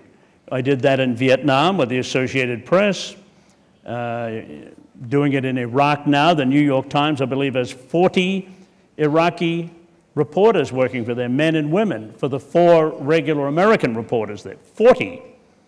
And they've basically trained them. They've taken intelligent people, maybe medical students or businessmen, who can't practice their own jobs, and the Times will take them and mold them into local reporters. And these people not only have the language, they have the local knowledge, they have the contacts, and they can keep you safe because they can tell you where not to go, as my small group of 4 did. So wherever we go in the world, or wherever news organizations go, they beat the language barrier by getting competent local people. And you train them and work with them and use them to get information. It works. It's great. In addition, you can actually hire some of those people into your own organization. And CNN and AP have many people they hired at the scene of a story and who a few years later graduated to be staffers. Often they're representing the AP or the CNN in that country. So that's also getting instant journalists. Now, the first part of the question about government information, of course, you're right. Government information is usually mostly propaganda. Mostly propaganda. What you do, first of all, you credit the information to the government. You say, the government says this, the government says that. You blame them with the information. That's how you do it. In the first Iraqi war, where the Iraqis were trying to manipulate me very openly, one night the assistant of the foreign minister came and said, we shot down 37 American aircraft today. Report it. And I said, I will report it if you show me 5 of them tomorrow. All I want to see is 5. He couldn't do it. But because I challenged them, they didn't expect me to write that story. So I challenged them on every bit of information that I felt was not valid. If I was a little cautious about a bombing in a village where they said people have died, but I didn't see the bodies, I would not only quote them as saying that people died, I would also say I didn't see the bodies. And, just covering myself as carefully as I could. The U.S. government and other major governments around the world, have reporters within their institutions. The White House has, several New York Times reporters, CNN reporters. U.S. Defense Department has reporters, State Department. So in terms of the Iraqi war, every day you get press conferences from the State Department, the White House, and the Defense Department on what is happening in Iraq. The moment you see that note, White House press conference, if you're a smart person, you immediately suspect it. Say, the president's trying to tell something which may or may not be right. Same with the Defense Department and the State Department. Or with the Iraqi government or any government. And I'd like to think that readers and viewers are cautious about what officials tell them. It's not as though officials, are liars, but officials cover their tracks. It's what institutions do. They try to save their jobs. It's our job as reporters to dig in there and challenge them and force them to lose their job if they're incompetent. And right now in Washington, D.C., there's a whole bunch of incompetent officials, including the Attorney General Gonzalez, who the media and many others are trying to get to resign because of very bad decision-making. Thank you. Peter, we have time. Actually, we are over time already, but we do have to allow one last question. I was told that a young lady has been waiting here. Where is that? Please tell me which lady has been. Is it over here? Where? 我想请问你哈，我们看到好几个战争你都有参与去访谈的，那好几个都是大部分是因为文化的冲突而引起的战争，那大部分都是既得利益者不愿意放弃他的利益而引起的冲突。那所以我想问的是，你刚刚最后没有讲说为什么伊拉克战争现在他们说停止要撤兵，而还是很多人不愿意。那问题的背后是什么？因为像这样子的文化战争，很多的误会、冲突而引起，不一定是一个国家或者是其他国家不同种族，甚至是同一个国家里面，政府跟人民都会有冲突。就像中国大陆的文化大革命，而台湾现在也正在文化大革命。所以我想问一下，既得利益者不愿意看到的真相，而你是揭穿那个真相的，或者把那个真相报道给全世界的。所以我想听听看，你在报道这些或选择这些，让这些真相告诉大家。那这个文化冲突是在你作为新闻自由所谓想要报道的里面背后的有些什么含义，或者这个伊拉克战争到底为什么现在要怎么解决这个问题？是撤不撤？你后面刚刚都没有讲完，我很想听听看。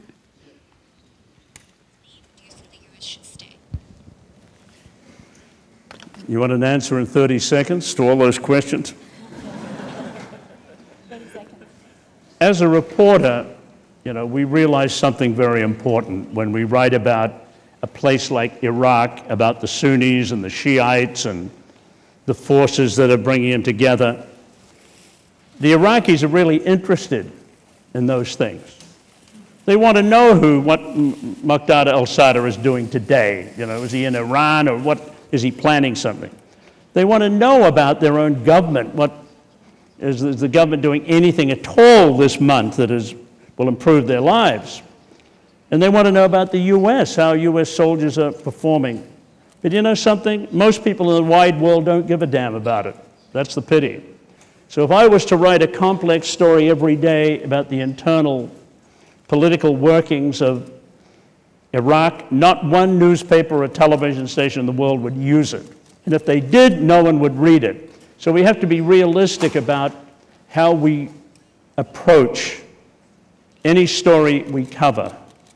Because, some information is going to be meaningless to most people in the world. Our key is, what do we find in Iraq that is interesting to the world and that can influence American policy, or has influenced it a negative way or a positive way? We take an outsider's view of Iraq. It's every foreign reporter in Iraq, and they're from all over the world. I think there's a few Chinese reporters there, or were from the mainland, Japanese. They tend to put their, you can't pretend to know the internal culture of Iraq, and even if you understood it fully, maybe if you had a blog, you could pour it into the blog. So I think it's always difficult to figure out what the hell's going on. I mean, China itself, you people have had 100 years of chaos and conflict before the relatively peaceful last 20 years. Look at that. Try to explain the China prior to and during and after World War II. Look at the challenge for American and Western reporters. It's tough, but these problems basically have to be resolved internally by the parties, and maybe we reporters can sort of give a glimpse of what's going on from outside. It's a weak answer, but for mainstream journalists reporting every day with limited space about it, it's the only one. In terms of the U.S. in Iraq pulling out, the American public, 75% now say America should start withdrawing. I'll go along with the majority in this case. I think America could start withdrawing. It could get its troop numbers down by 50% by the end of this year. There will be a U.S. presence for quite a while, but it will not be combat troops. It'll be sort of Air Force and other forces, but I think they can start getting out. The Democrat majority in Congress wants them out. The American public does, and I think it will happen to begin this year sometime. Thank you very much, everyone. You're so attentive and smart, intelligent. Thank you. Peter, it has been...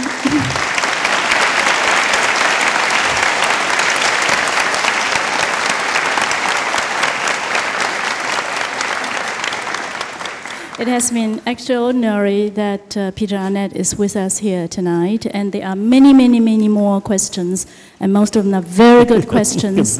Unfortunately, that we really have no time for it. It's 3 hours straight here. It's extraordinary, and I'm sure the last time that Peter was in Taiwan was in the 1970s. Imagine what Taiwan was like in the 1970s. A lot has changed, and we're very happy that Peter is back here. We do hope that you will come back, not because of war, but because of peace. Let's give him the warmest applause that we have for him. Thank you very much. Thank you. Thank you. My, look at this. Thank you. Oh, flowers. How marvelous. I got to get my picture carrying this. Great. It's beautiful. Well, thank you. Great pleasure. All of you, you're wonderful. I want to tell you that I told my students and my lecture crew in Shantou that on Monday night, my lecture night, I'm going to give a lecture on Taiwan and the people. They're very excited to hear all about you guys. So I'm going to talk about tonight and other things that I've seen and heard here. And I'll tell you, I'll give a very positive report, guys. Definitely. Thank you.